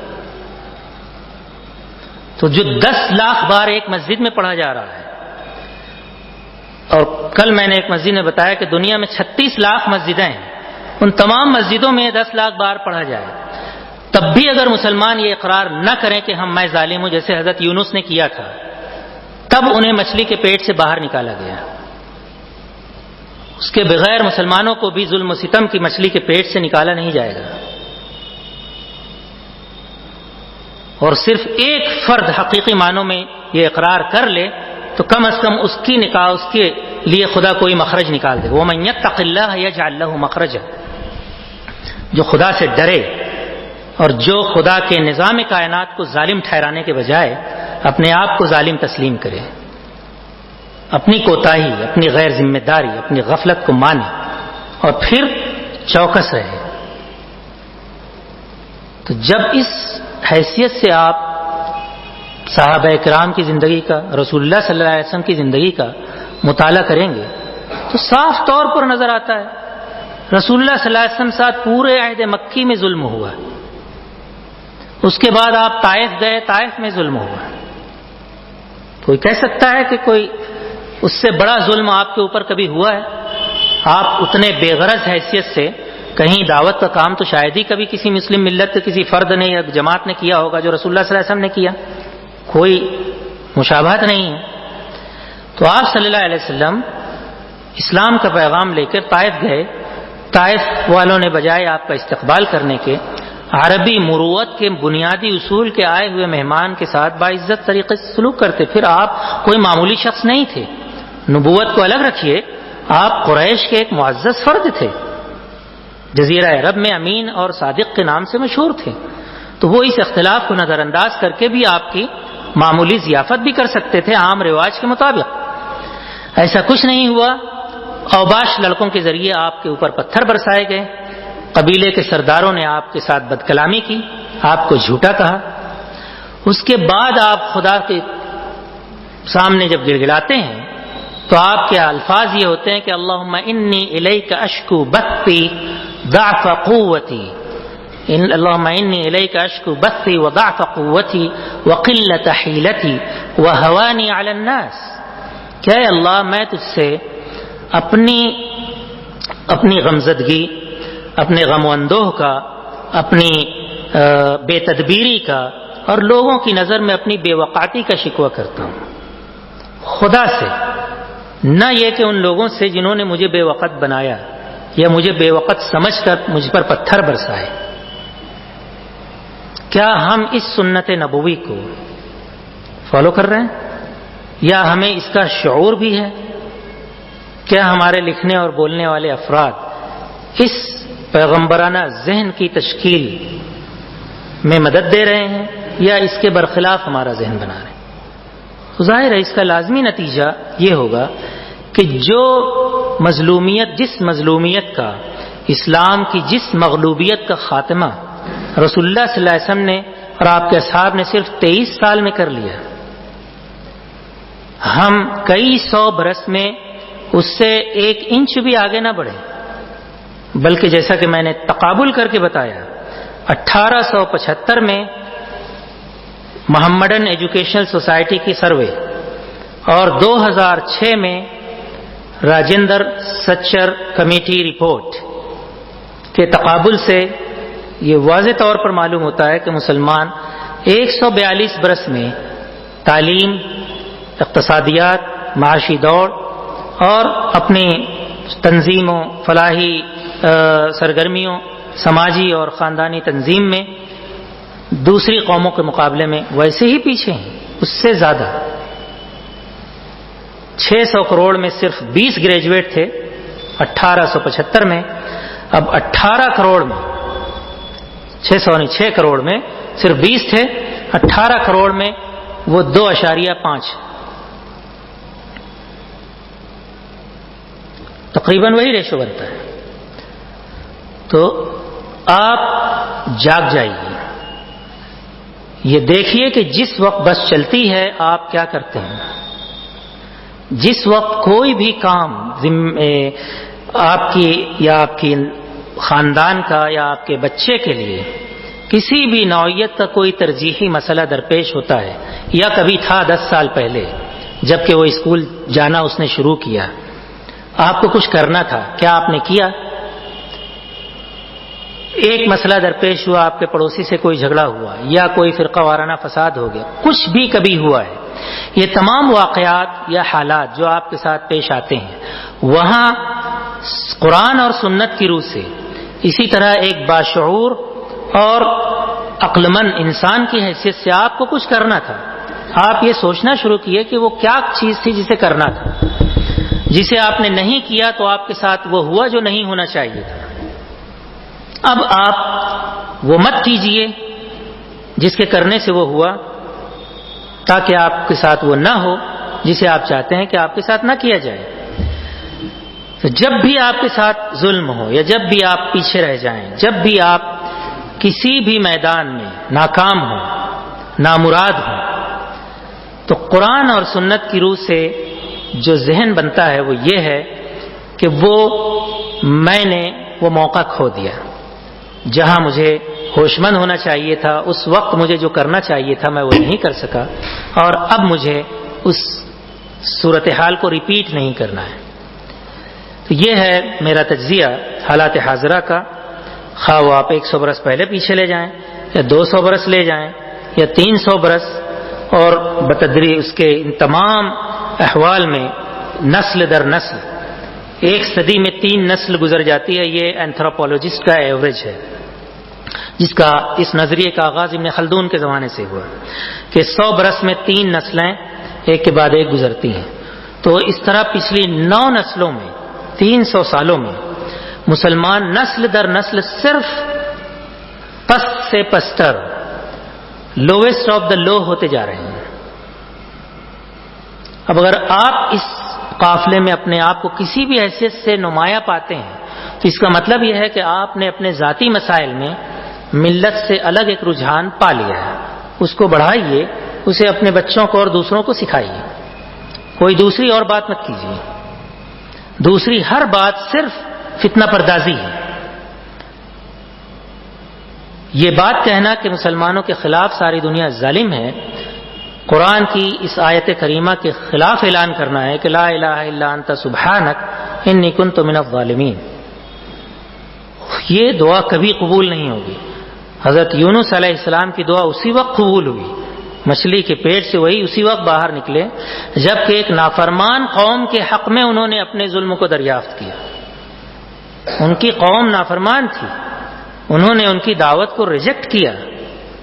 قوم یونس نے وہ مسلسل ان کو تنبیہ کرتے رہے کہ دیکھو اگر اب نہ مانے تو خدا کا عذاب آ جائے گا. پھر اپنے طور پر انہوں نے طے کر لیا، یہ میری آخری بات ہے، اپنے طور پر انہوں نے طے کر لیا کہ کل صبح تمہارے اوپر خدا کا عذاب آ جائے گا، اور الوداع کہہ کے وہاں سے نکل گئے کہ اب پیغمبر کو اتمام حجت کے بعد اس جگہ رہنا نہیں چاہیے، اور ہجرت کر گئے اور ایک کشتی میں سوار ہوئے.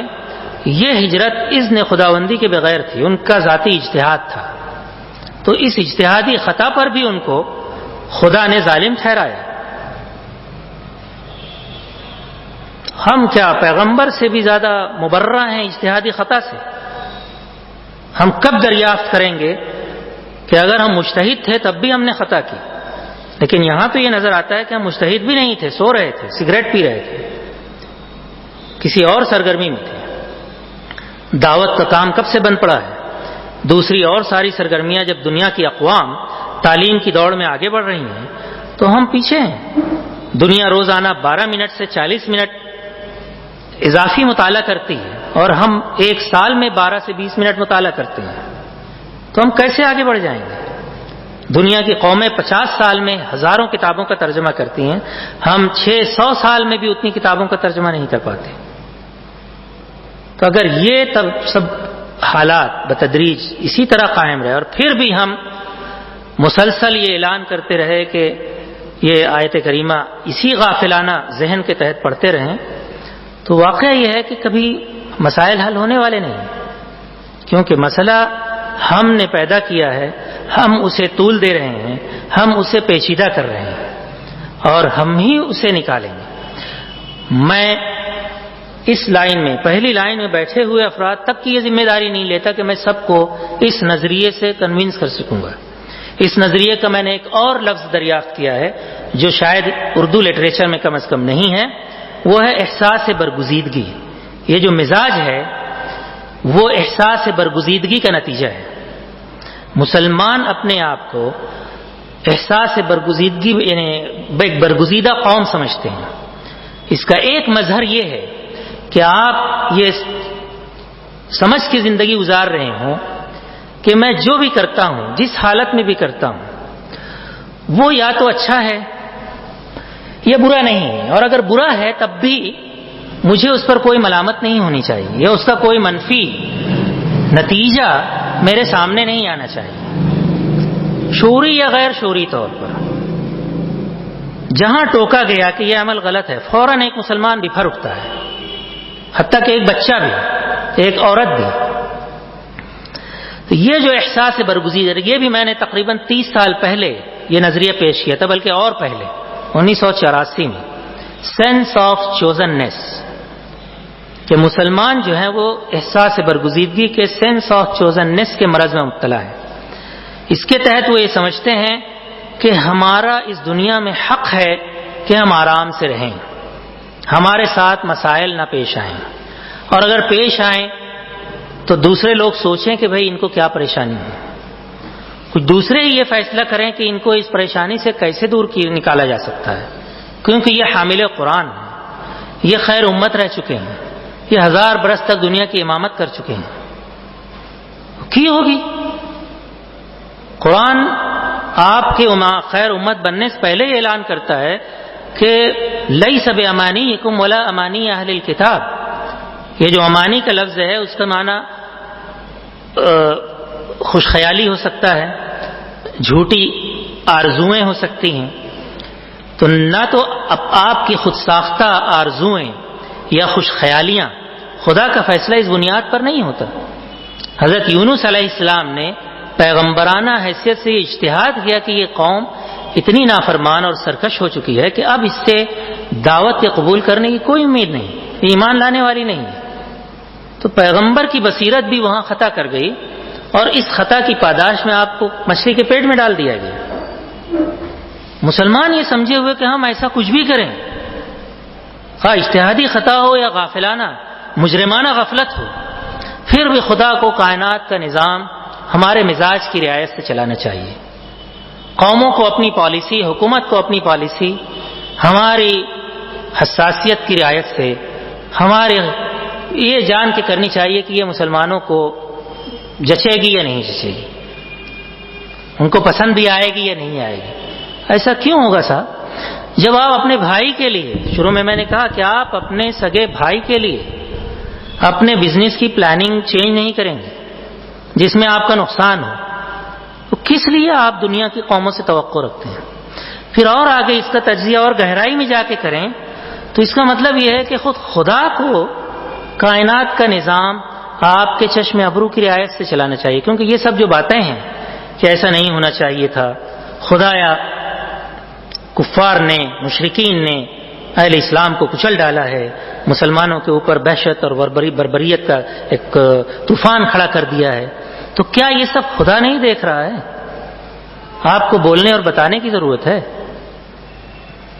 کیوں ہم رک کر یہ سوچتے نہیں؟ یہ چاہے آپ کتنا ہی گڑگڑا کر، برہنہ پا برہنہ سر، کیسے بھی کسی بھی حالت میں حرمین میں بھی یہ دعا کریں، تو پہلا سوال یہی اٹھے گا کہ قرآن اور حدیث میں ایسی کوئی بھی مجموعی اجتماعی سرگرمی کوٹ کی گئی ہے؟ کسی پیغمبر نے کبھی ایسا اپنی قوم یا اپنے ظالم مخاطبین کے ساتھ کیا ہے؟ رسول اللہ صلی اللہ علیہ وسلم نے ایسا مکہ میں کیا تھا یا مدینہ میں کیا ہے؟ مدینہ میں تمام قبائل نے مل کر آپ کا محاصرہ کر لیا. وَإِذْ جَاءُوا مِنْ فَوْقِكُمْ وَمِنْ أَسْفَلَ مِنْكُمْ، قرآن اس کی منظر کشی کرتا ہے کہ وہ تمہارے اوپر سے چڑھ دوڑے، تمہارے نیچے سے انہوں نے گھیراؤ کر لیا. وَإِذْ بَلَغَتِ الْقُلُوبُ الْحَنَاجِرَ، اور جب تمہارے کلیجے منہ کو آ گئے تو تب بھی ایسا نہیں ہوا کہ خدایا یہ ظالم کیا کر رہے ہیں، ان ظالموں کو ہلاک کیا جائے. وہاں آپ نے خندق کھودنی شروع کی. غزوہ خندق کا واقعہ ہے جس کا ایک اور نام غزوہ احزاب ہے.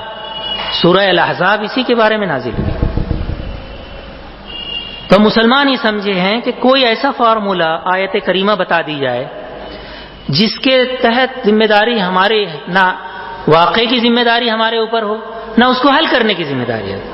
یہ سب بھی کائناتی نظام کے تحت خدا خود ہی خود کر لے. تو پھر ان آیتوں کا کیا مطلب ہوا؟ وَلَنَبْلُوَنَّكُمْ بِشَيْءٍ مِّنَ الْخَوْفِ وَالْجُوعِ وَنَقْصٍ مِّنَ الْأَمْوَالِ أَمْ حَسِبْتُمْ أَن تَدْخُلُوا الْجَنَّةَ وَلَمَّا يَأْتِكُمْ مَثَلُ الَّذِينَ خَلَوْا مِن قَبْلِكُمْ مَسَّتْهُمُ الْبَأْسَاءُ وَالضَّرَّاءُ وَزُلْزِلُوا حَتَّى يَقُولَ الرَّسُولُ وَالَّذِينَ آمَنُوا مَعَهُ مَتَىٰ نَصْرُ اللَّهِ أَلَا إِنَّ نَصْرَ اللَّهِ قَرِيبٌ. یہ ہے قرآن. تو یہ سوچ کہ بس کی رفتار کچھ دھیمی ہوتی تو میں اسے پکڑ لیتا، سراسر غیر قرآنی روش ہے، ایک مجرمانہ سوچ ہے، خود فریبی ہے اور انانیت ہے، سرکشی ہے. بہت معصومانہ معلوم ہو تب بھی سرکشی ہے، کیونکہ یہ ایک بالواسطہ طور پر یہ ججمنٹ پاس کرنا ہے، یہ ریمارک دینا ہے کہ خدا ٹھیک طریقے سے اس کائنات کا نظام نہیں چلا رہا ہے. قوموں کے درمیان جو دولت کی تقسیم ہے، ترقی کی جو تقسیم ہے، فارغ البالی کی اور آرام دہ وسائل کی، آسودگی کے اسباب کی جو تقسیم ہے، سب غیر منصفانہ ہے. تو الرزاق ذو القوت المتین کون ہے؟ خدا ہے یا انسان؟ آپ کا ایمان کیا ہے؟ تو اگر یہ تقسیمات خدا نے کر رکھی ہیں تو آپ کا یہ تبصرہ کہ یہ سب نامنصفانہ ہے، یہ آخری تجزیے میں خدا پر الزام جاتا ہے کہ وہ بھی مسلمانوں کے مزاج کی رعایت نہیں کرتا. اور خود آپ کا شاعر شکوہ کر چکا ہے، برق گرتی ہے تو بیچارے مسلمانوں پر. بیچارے نہیں، ظالم ہیں خدا کی نظر میں، بیچارے ہرگز نہیں. کہیں قرآن میں لکھا نہیں ہے کہ کوئی پیغمبر بیچارہ ہے اور کوئی مومن بیچارہ ہے. اور آپ خود بھی مانتے نہیں. یعنی جب لینے کی بات آئے یا جب اپنی قومی عظمت کی بات آئے تو پھر آپ بیچارگی کی بات نہیں کرتے، امامت کی بات کرتے ہیں، عالمی خلافت کی بات کرتے ہیں، قیادت کی بات کرتے ہیں، زمام اقتدار اپنے ہاتھ میں لینا چاہتے ہیں. ایک عجیب تضاد ہے. یہی احساس برگزیدگی ہے.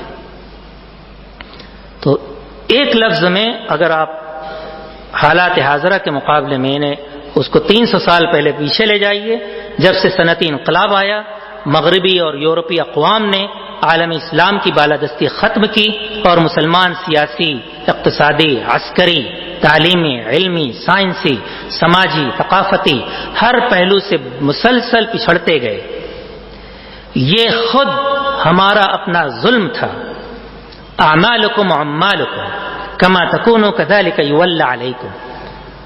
یہ ریسپانسبلٹی، یہ ذمہ داری آپ کو فرد کی سطح پہ، خاندان کی سطح پہ اور ملت کی سطح پہ اور عالمگیر امت کی سطح پہ آج یا 1000 سال بعد قبول کرنی پڑے گی. جس وقت یہ قبول کیا جائے گا اسی وقت حالات بدلنا شروع ہوں گے، اس سے پہلے نہیں. انفرادی سطح پر جو خدا کے سامنے اپنے ظالم ہونے کا روز اقرار کریں، لا الہ الا انت سبحانک انی کنت من الظالمین، ان کو انفرادی سطح پر اللہ تعالیٰ ان کے حالات میں یقیناً تغیر لائے گا. مگر من حیث القوم ان اللہ لا یغیر ما بقوم حتی یغیر ما بانفسہم. اللہ تعالیٰ کسی قوم کی جو خارجی حالات ہیں، ان کے حالات حاضرہ کو اس وقت تک بدلتا نہیں جب وہ خود حاضر نہ ہوا. خود حاضر ہونے کا مطلب یہ کہ اس کی ذمہ داری وہ قبول کریں. ما بانفس میں، ما بانفس جو ہے آپ کا احساس برگزیدگی ہے. آپ کسی بھی واقعے کی، آپ سڑک پر چل رہے تھے، اوپر سے ایک پتھر گر گیا آپ کے اوپر، اس کو بھی کسی نہ کسی طرح آپ کو یہ باور کرنا ہوگا کہ مجھے اور احتیاط سے چلنا چاہیے، چلتے چلتے مجھے آگے پیچھے اوپر نیچے دیکھ لینا چاہیے، اب حالات بدل گئے ہیں۔ نہ یہ کہ آپ چھت پر کون کھڑا ہے، کس نے پتھر پھینکا، اس میں آپ مزید وقت ضائع کریں گے۔ یہ ٹھیک ہے کہ کسی نے نادانستہ طور پر یا دانستہ طور پر ایسا کیا ہے تو اس نے غلط کیا ہے، تب بھی دوبارہ اس سے بچنے کا راستہ اس سے لڑنے کے لیے لڑنا نہیں ہے، بلکہ اپنے آپ کو اور ہوش مند بنانا ہے، اپنی چال کو اور محتاط کرنا ہے۔ وآخر دعوانا الحمدللہ رب العالمین۔ اگلے 10 منٹ میں اگر کوئی سوال آ گیا، پہلے سے شاید لکھا ہوا تھا اس لیے موضوع سے غیر متعلق ہے، بہرحال سوال میں پڑھ دیتا ہوں کہ قرآن میں شیطان کو انسان کا سب سے بڑا دشمن کہا گیا ہے، تو ضروری ہے کہ انسان سب سے پہلے یہ سمجھے کہ شیطان اپنے حربے یا طریقے کس طرح استعمال کرتا ہے، تاکہ انسان ان طریقوں پر پہلے سے شوقین نہ ہو۔ مگر شیطان کے طریقہ کار میں پہلے یہ طے کرنا ہے کہ شیطان ہمارے اندر ہے یا باہر، ورنہ اندر ہے یا باہر سے ورغلاتا ہے۔ کہ شیطان ہمارے اندر سے یا باہر سے ورغلاتا ہے، اس پر وضاحت ہو جائے تو انسان ان سے بچنے کے صحیح طریقے پر فوراً عمل پیرا ہو سکتا ہے، مگر ہم اس کے طریقے پر حتمی یقین کس طرح کریں کہ وہ اندرون یا بیرون پر ہے؟ سوال ناقص چھوڑ دیا ہے لیکن واضح ہے۔ جی جی جی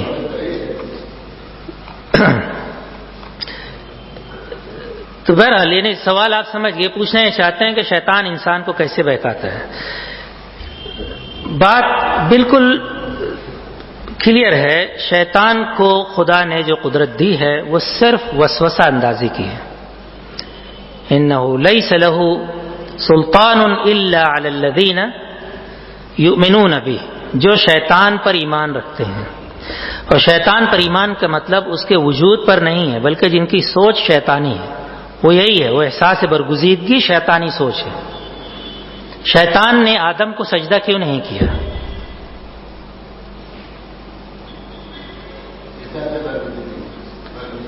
آدم کے بارے میں اس نے یہ کہا کہ میں کیوں سجدہ کروں، میں اس سے سپیریئر ہوں۔ یعنی ایسے ہی جب تعلیم کی جدید تعلیم آئی تو گویا مسلمان ہی سمجھے ہوئے تو ہم کیوں تعلیم حاصل، دوسری قومیں تعلیم حاصل کریں اور ہماری خدمت کریں،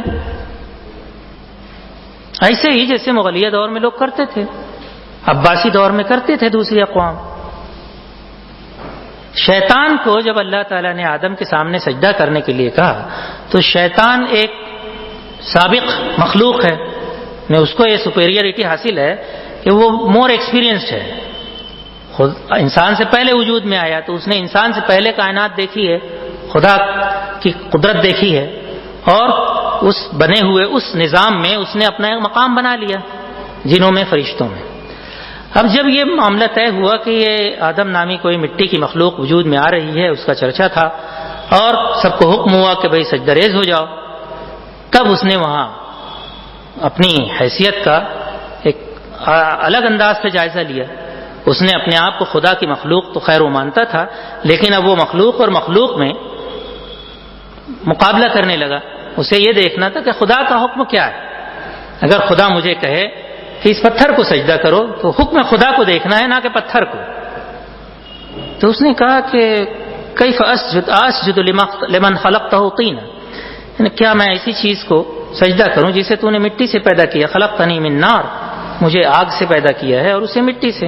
شارحین مفسرین بتاتے ہیں کہ اس نے مثال دی کہ آگ جو ہے اوپر اٹھتی ہے، جب اسے جلایا جاتا ہے تو اس کی لو اوپر جاتی ہے، مٹی کو آپ کسی بھی حالت میں پھینکے تو وہ اوپر سے نیچے آتی ہے، یہ مٹی کی پستی کی علامت ہے۔ اس طرح گویا آدم ایک پست مخلوق ہے، میں ایک برتر مخلوق ہوں، میرے اندر روشنی بھی ہے، حرارت بھی ہے، تابانی بھی ہے، تابناکی بھی ہے، اور آدم کے اندر یہ سب کچھ نہیں ہے۔ تو یہ گویا غیر واقعی طور پر اس نے اپنے آپ کو خدائی میں دخیل بنا لیا،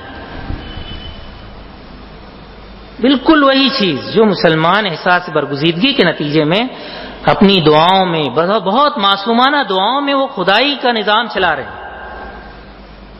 یعنی خدا کو سے التجا نہیں ہے، وہ مشورے ہیں کہ قوموں کو ہلاک کیا جائے، ان کے اوپر عاد اور سمود کے عذاب لائے جائیں۔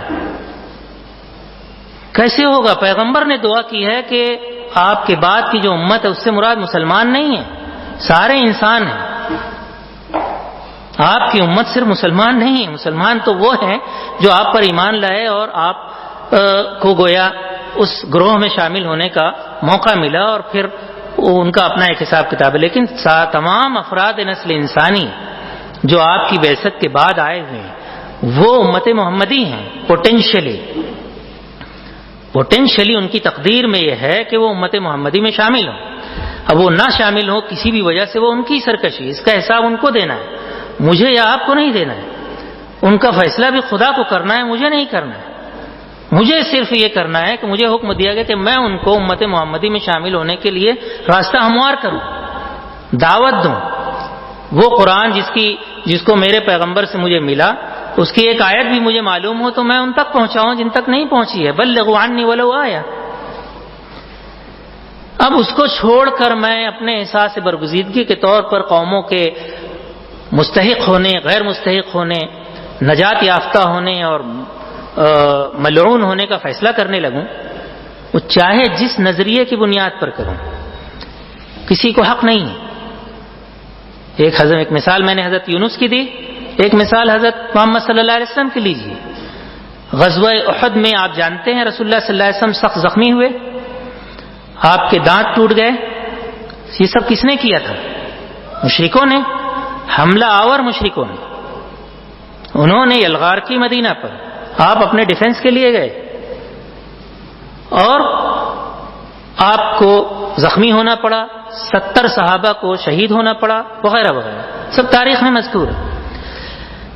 ایک صحابی جب خود کی چبھی ہوئی کڑیاں آپ کے چہرے سے نکال رہے تھے تو خون کے فوارے ہوئے، تو آپ اس کو پوچھنے لگے، اور خون پوچھتے پوچھتے آپ نے کہا کہ کیف یفلح قوم ادموا وجہ نبیہم، وہ قوم کیسے فلاح پا سکتی ہے جس نے اپنے پیغمبر کا چہرہ خون آلود کر دیا۔ ایک واقعے کو آپ بیان کر رہے ہیں جو تاریخی اعتبار سے ایک مبنی بر حقیقت واقعہ ہے۔ آپ جانتے ہیں اس میں خدا نے آپ کو کیا کہا؟ لیس لک من الامر شیء۔ سورہ آل عمران کھول لیجئے، 1.5 یا 2 رکوع پر پورا تبصرہ ہے اس واقعے پر، مسلمانوں کی شکست پر جو احد میں ہوئی، اور اس حادثے پر جو پیغمبر کے ساتھ اور آپ کے اصحاب کے ساتھ پیش آیا۔ لیس لک من الامر شیء، یہ معاملہ خدائی ہے، آپ کو اس میں انٹرفیرنس کا حق ہی حاصل نہیں۔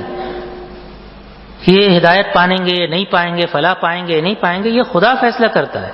ان شاء یتوب علیہم، خدا چاہے تو اپنی رحمت کے ساتھ ان کی طرف متوجہ ہو اور وہ تائب ہو جائیں۔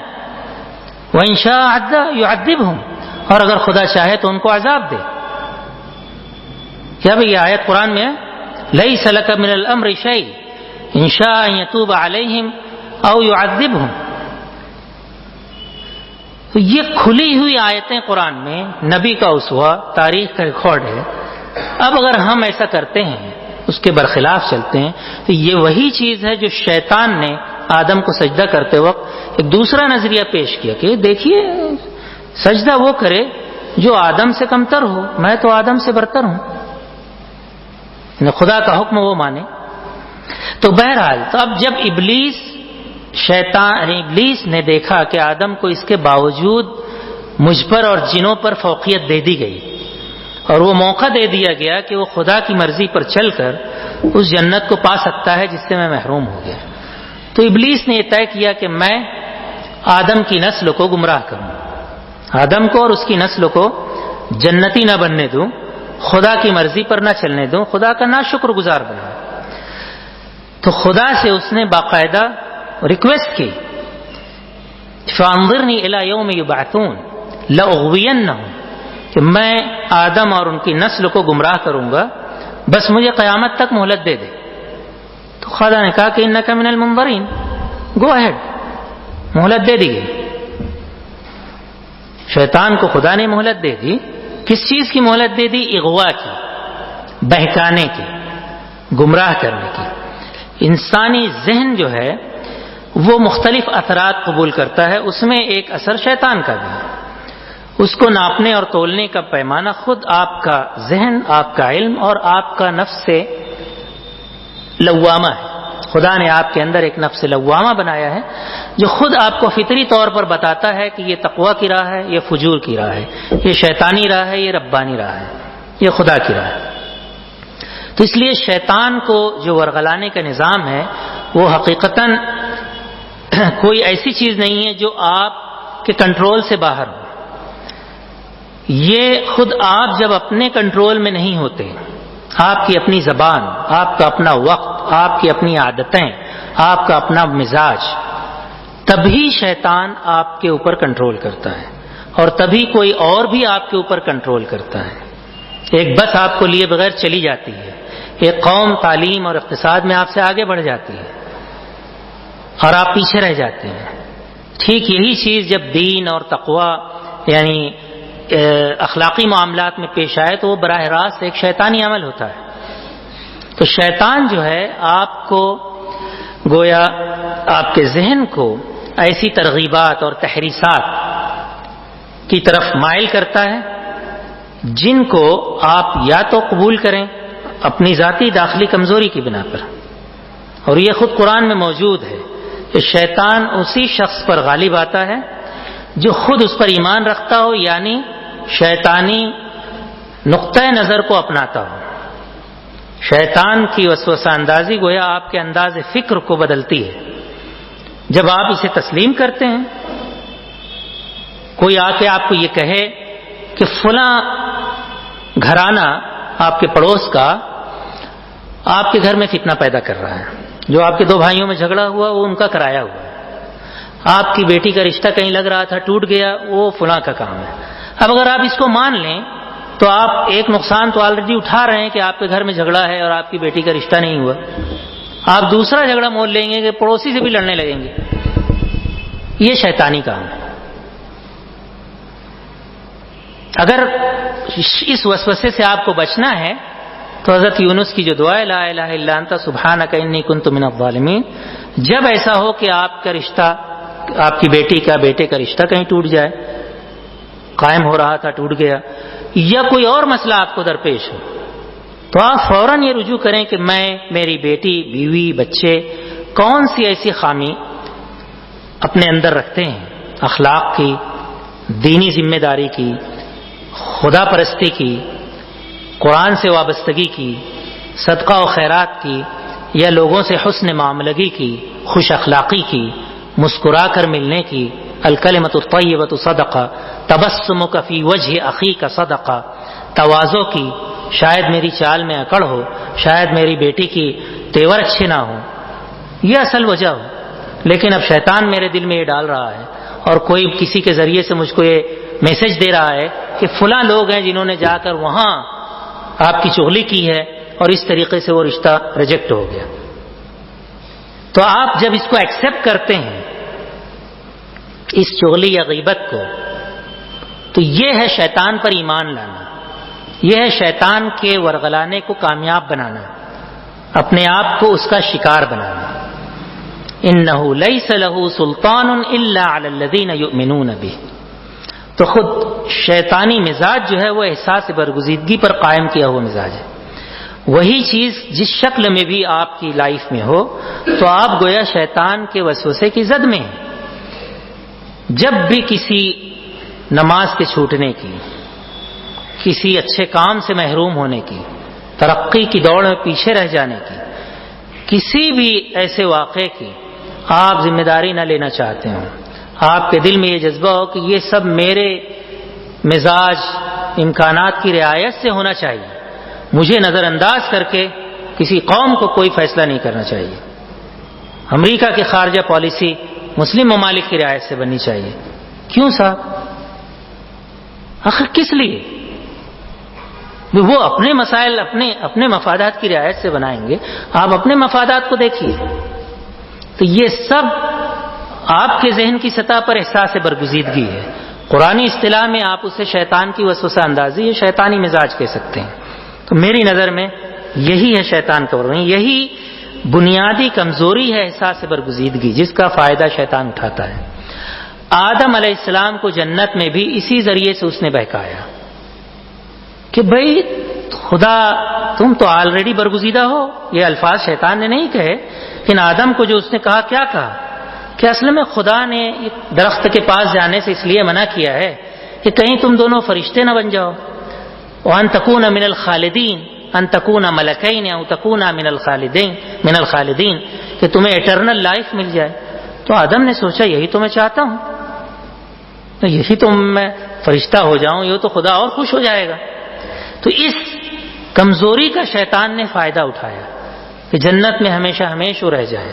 یقیناً جنت اس لیے بنائی گئی ہے کہ خدا اپنے مومن بندوں کو ہمیشہ ہمیش کے لیے اس میں قیام پذیر کرے، وہاں کی شہریت بخشے، مگر وہ احساس برگزیدگی کو کچل کر ملے گا، وہ اپنے آپ کو خدا کی نظر میں ظالم ٹھہرا کے ملے گا، وہ اپنی مظلومیت کی ذمہ داری، اپنی مغلوبیت کی ذمہ داری خود قبول کرنے اور پھر اس کے حل کی سنجیدہ اور ذمہ دارانہ مسلسل تگودو کرنے کے نتیجے میں ملے گا، اور کسی ذریعے سے نہیں ملے گا۔ یہ سب جانتے ہیں، حدیث کا طالب علم آپ نماز پڑھ رہے ہوں، حالت نماز میں آپ کو سانپ اور بچھو اگر دکھائی پڑیں تو کیا حکم ہے؟ بخاری کی روایت ہے، اقتلوا الاسودین فی الصلاۃ، کہ دو کالی چیزوں کو، اس سے مراد مفسر شارحین کے مطابق سانپ اور بچھو ہیں، یعنی سانپ کو عربی میں اسود بھی کہتے ہیں، لفظی ترجمہ کالا ہے لیکن اس سے مراد زہریلا ناگ سانپ ہے۔ تو اگر آپ حالت نماز میں ہیں تو آپ چاہے جیسی خشوع و خضوع کے ساتھ پڑھ رہے ہیں، پھر بھی سانپ کے قتل کی ایک الگ ذریعہ خدا نے بنایا ہے، اس سے مقابلے کا ایک الگ قانون ہے۔ آپ اپنے طور پہ یہ طے کر لیں کہ میں تو نماز میں ہوں، خدا تمام سانپوں کے ڈنگ کو معطل کر دے، مجھے اس کے لیے کچھ دفاعی کارروائی نہ کرنی پڑے۔ یہ کھلی ہوئی حدیث ہے اور اس پر لوگوں نے عمل کیا، جنہوں نے نہیں کیا ان کو سانپ ڈسے گا، خدا نے اس کو اسی لیے بنایا ہے۔ اب آپ یہ فرض کر لیں کہ نہیں، اگر میری بکری مر جائے تو میں نماز پڑھ کے زندہ کر لوں، یا مجھے اور قوموں کے مقابلے میں غلبہ حاصل کرنا ہے تو میں اس کا سبب یہ ڈھونڈوں کہ ہم مسواک نہیں کر رہے ہیں، ساری قوم مسواک کرے گی تو غالب آ جائے گی۔ یہ عجیب و غریب نظریات ہے، نہ ان کا قرآن میں کہیں پتہ ہے نہ حدیث میں، اور اس کے بعد مسواک کر کے وہ ایسے ان کے اندر خود پسند، یعنی اپنے آپ کو ایسا برگزیدہ سمجھنے کا احساس کہ اب جو نہیں کر رہے ہیں یا جو اس کو کمتر درجے کی سنت سمجھ رہے ہیں وہ ان کو حقیر سمجھیں۔ دس از ناٹ اسلام، یہ شیطنت ہے۔ جتنا ٹخنے کے نیچے پائنچا لمبا کر کے کپڑا پہنے کوئی زمین کو گویا لہراتے ہوئے کپڑے پہن کے چلے گھمنڈ اور غرور سے، جتنا وہ ممنوع ہے اتنا ہی اگر آپ ٹخنے کے اوپر پہنے اور اس کے نتیجے میں آپ کے اندر گھمنڈ آ جائے، پاکیزگی کا زوم آ جائے، وہ بھی حرام ہے، اتنا ہی حرام ہے۔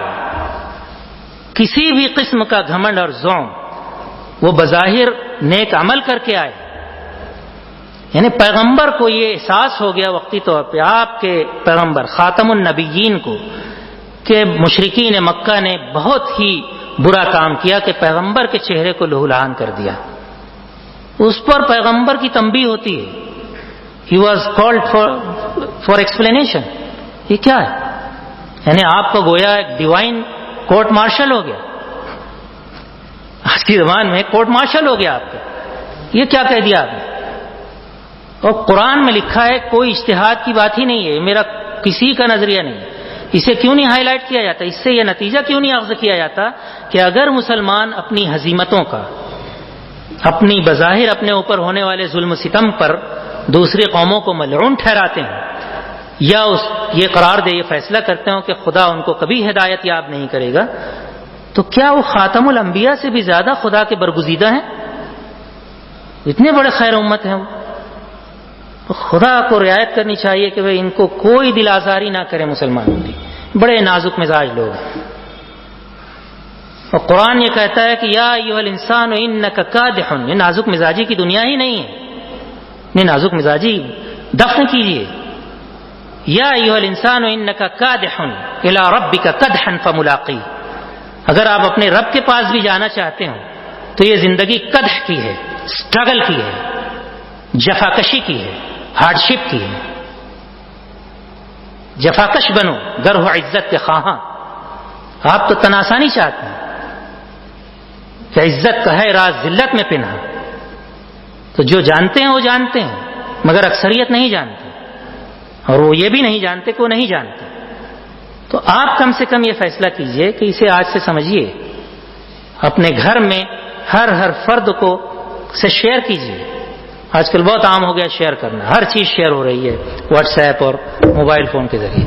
شیئر کریے، یعنی بتائیے، اور شیئر صرف بول کے فارورڈ کر کے نہیں، عمل بھی نہیں۔ ایک زلزلہ انگیز کام ہے، وہ زلزلہ آئے گا، آپ خود اپنے آپ کو کچلنا پڑے گا۔ من خاف ادلج، جس کو ڈر ہو وہ رات اندھیرے کھڑا ہو جائے گا، وہ تہجد پڑے گا، وہ رات کے شروع سے امتحان کی تیاری شروع کر دے گا رات کے اندھیرے میں، جسے ڈر ہو۔ جو نہیں کرتا وہ نڈر ہے، اور پھر جب اس کے نتائج سامنے آتے ہیں، مہلک تباہ کن نتائج، پھر وہ سراسیمگی اور خوف کا اظہار کر کے دوسروں کی رعایت اور مروت بھی چاہتا ہے کہ ہمارے اوپر ترس کھایا جائے۔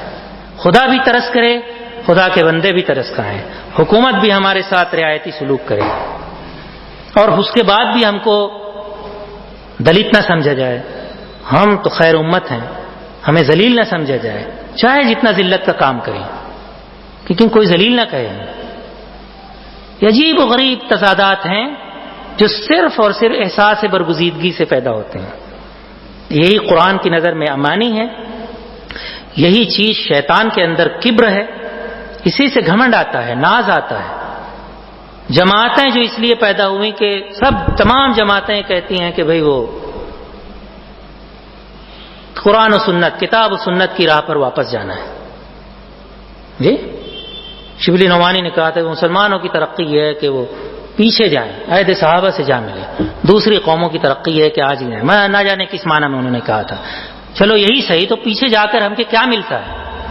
پیچھے جا کر یہ ملتا ہے کہ اپنے آپ کو ظالم ٹھہراؤ، مظلوم نہیں۔ کسی صحابی نے نہیں کہا کہ خدایا ہم ظالم ہیں اور ان کفار مکہ اور قریش مکہ کو عذاب دو۔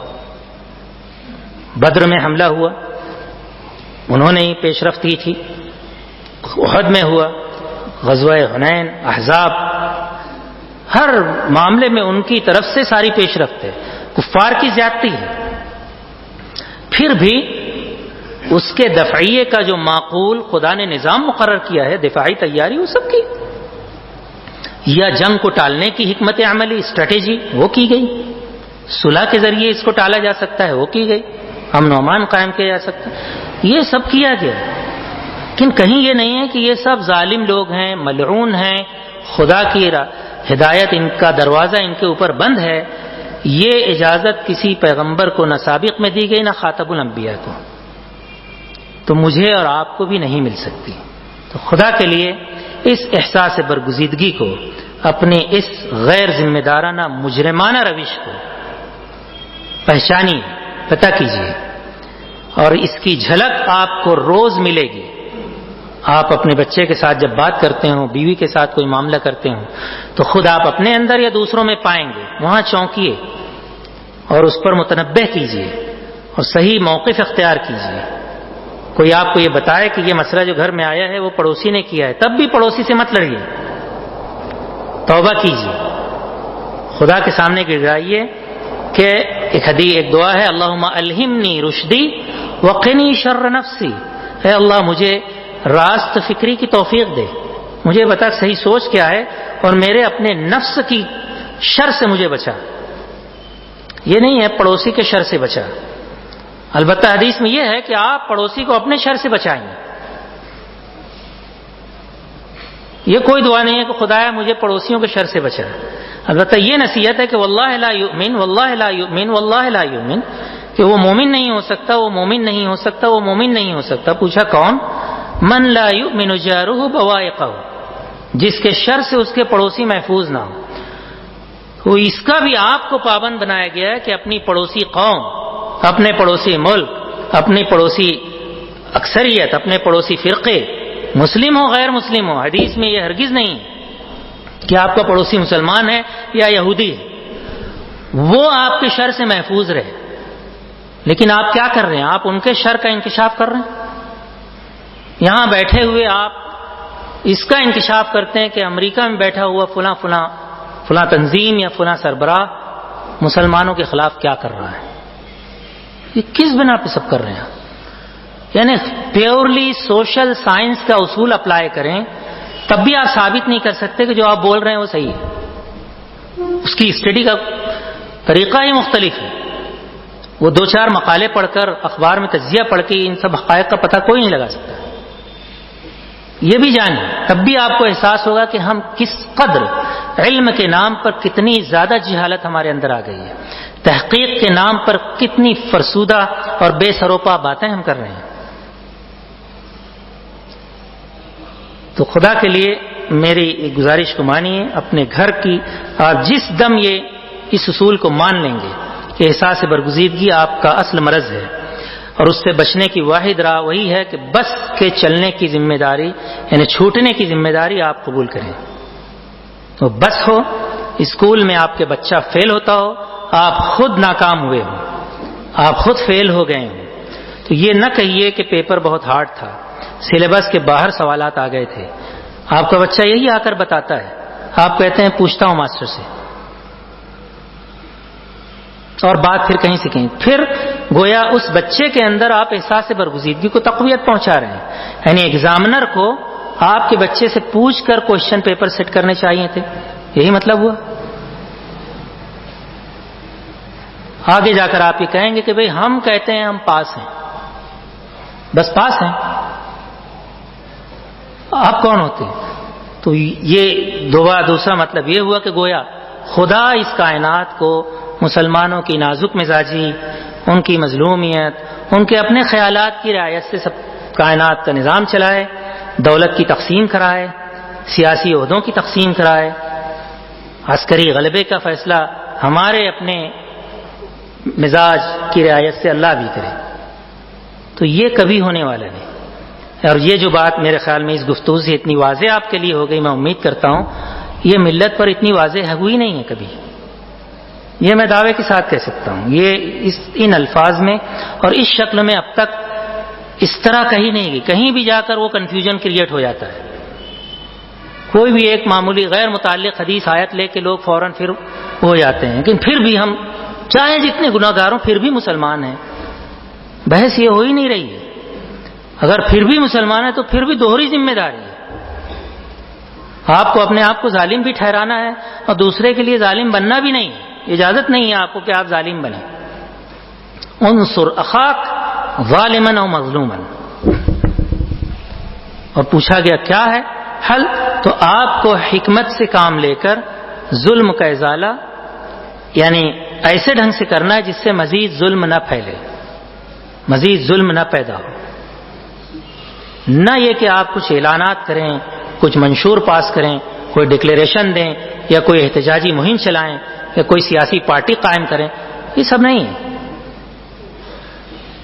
آپ کی سوچ احساس برگزیدگی سے خالی ہو، آپ کا عمل احساس برگزیدگی سے خالی ہو، آپ کی شکست احساس برگزیدگی سے خالی ہو۔ یہ آپ دیکھ لیجئے، رسول اللہ صلی اللہ علیہ وسلم کو شکست بھی ہوئی، فتح بھی ہوئی۔ فتح بھی ہوئی، فتح مکہ میں آپ داخل ہوتے ہیں، کیا کہتے ہوئے؟ کیا کہتے ہوئے؟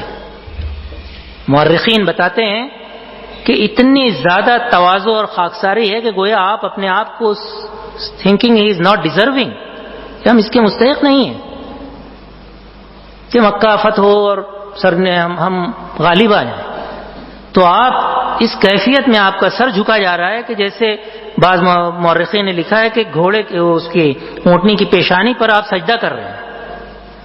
ہو بھی سکتا ہے کہ وہ سجدہ رہا ہو، لیکن کیفیت یہ تھی کہ آپ کا سر جھکا ہوا ہے، فخر سے، تمکنت سے تنا ہوا نہیں کہ دشمن کے چھکے چھڑا دیے، ہم نے یہ کیا وہ کیا۔ اور آپ کی زبان سے الفاظ نکل رہے ہیں کہ الحمدللہ وحدہ، تمام تعریفیں صرف اور صرف خدا کے لیے۔ ہزم الاحزاب وحدہ، نصر عبدہ، اپنے بندے کی اس نے مدد کی، اور جو احزاب، جو لشکر اسلام کا دشمن تھا، اس کو خدا نے تنہا شکست دی۔ ہماری عسکری طاقت کا، میری فوجی تدبیر کا، اسٹریٹجی کا یہ سب کوئی کمال نہیں ہے۔ تو فتح میں بھی آپ کو احساس برگزیدگی نہیں ہوا۔ یہاں آپ کو لوئسٹ آف دا لو میں ایک رپورٹ بیان کرتی ہے اور آپ اس کو مانتے ہیں، اس کے بنیاد پہ مروت اور رعایات بھی چاہتے ہیں، پھر بھی آپ برگزیدہ ہیں، اور آپ معمولی اسلامی اعمال کر کے، کوئی چلہ کشی کر کے، کوئی کسی اور قسم کی دینی سرگرمی میں منہمک ہو کر سمجھتا ہے کہ اب جو لوگ اس میں نہیں ہیں وہ اسفل سافلین میں۔ آپ سلام کریں تو وہ جواب، ان کا انداز ہی مختلف ہوتا ہے کہ مجبوراً جواب دیا جا رہا ہے، یا شاید وہ دھیر سے وہ کہتے ہوں کہ السلام علی من اتبع الہدی، ان کو بھی ہدایت ملے۔ معلوم نہیں وہ سلام کا جواب دیتے ہیں صحیح۔ ابھی مجھے تجربہ، میں آ رہا تھا۔ یہ سب احساس برگزیدگی ہے، اور یہی وجہ ہے کہ ان تمام بظاہر کامیاب اور عالمگیر کوششوں تحریکوں کے باوجود ملت اخلاقی اعتبار سے اس سے بدتر ہے جتنی 100 برس پہلے تھی۔ کوئی اس کو جھٹلا سکتا ہے؟ اخلاقی مسائل آپ کے گھر گھر میں، ہر باپ اپنے بیٹے کے آوارہ ہو جانے سے پریشان ہے، یا کم از کم اس اندیشے سے دوچار ہے اگر وہ آوارگی میں نہیں پڑا، ہر وقت دعا کرتا ہے کہ فلاں کی صحبت سے دور رہے، کہیں اس کے ساتھ ایسا نہ ہو جائے، کہیں وہ اس معاملے میں۔ ہر باپ، کوئی بھی اس اندیشے سے خالی نہیں ہے۔ تو پھر کس بنیاد پر ان تحریکوں کو کامیاب بتا رہے ہیں آپ؟ یہ کامیاب نہیں ہو سکتی جب تک آپ احساس برگزیدگی کے خاتمے کی مہم نہ چلائیں۔ یہی رائے میری 34 برس پہلے تھی۔ آج میں تمام جو کچھ بھی 34 برس میں نے مشاہدے کیے، مطالعے کیے، تجزیہ کیا ہے، تجربات کیے ہیں، تعلیم و تربیت میں جو کچھ بھی میرے اچیومنٹس ہیں، ان سب کی بنیاد پر دوبارہ میں یہی ثابت کر سکتا ہوں۔ اسے شیئر کیجئے، اپنے گھر سے اس کا آغاز کیجئے۔ وآخر دعوانا الحمدللہ رب العالمین۔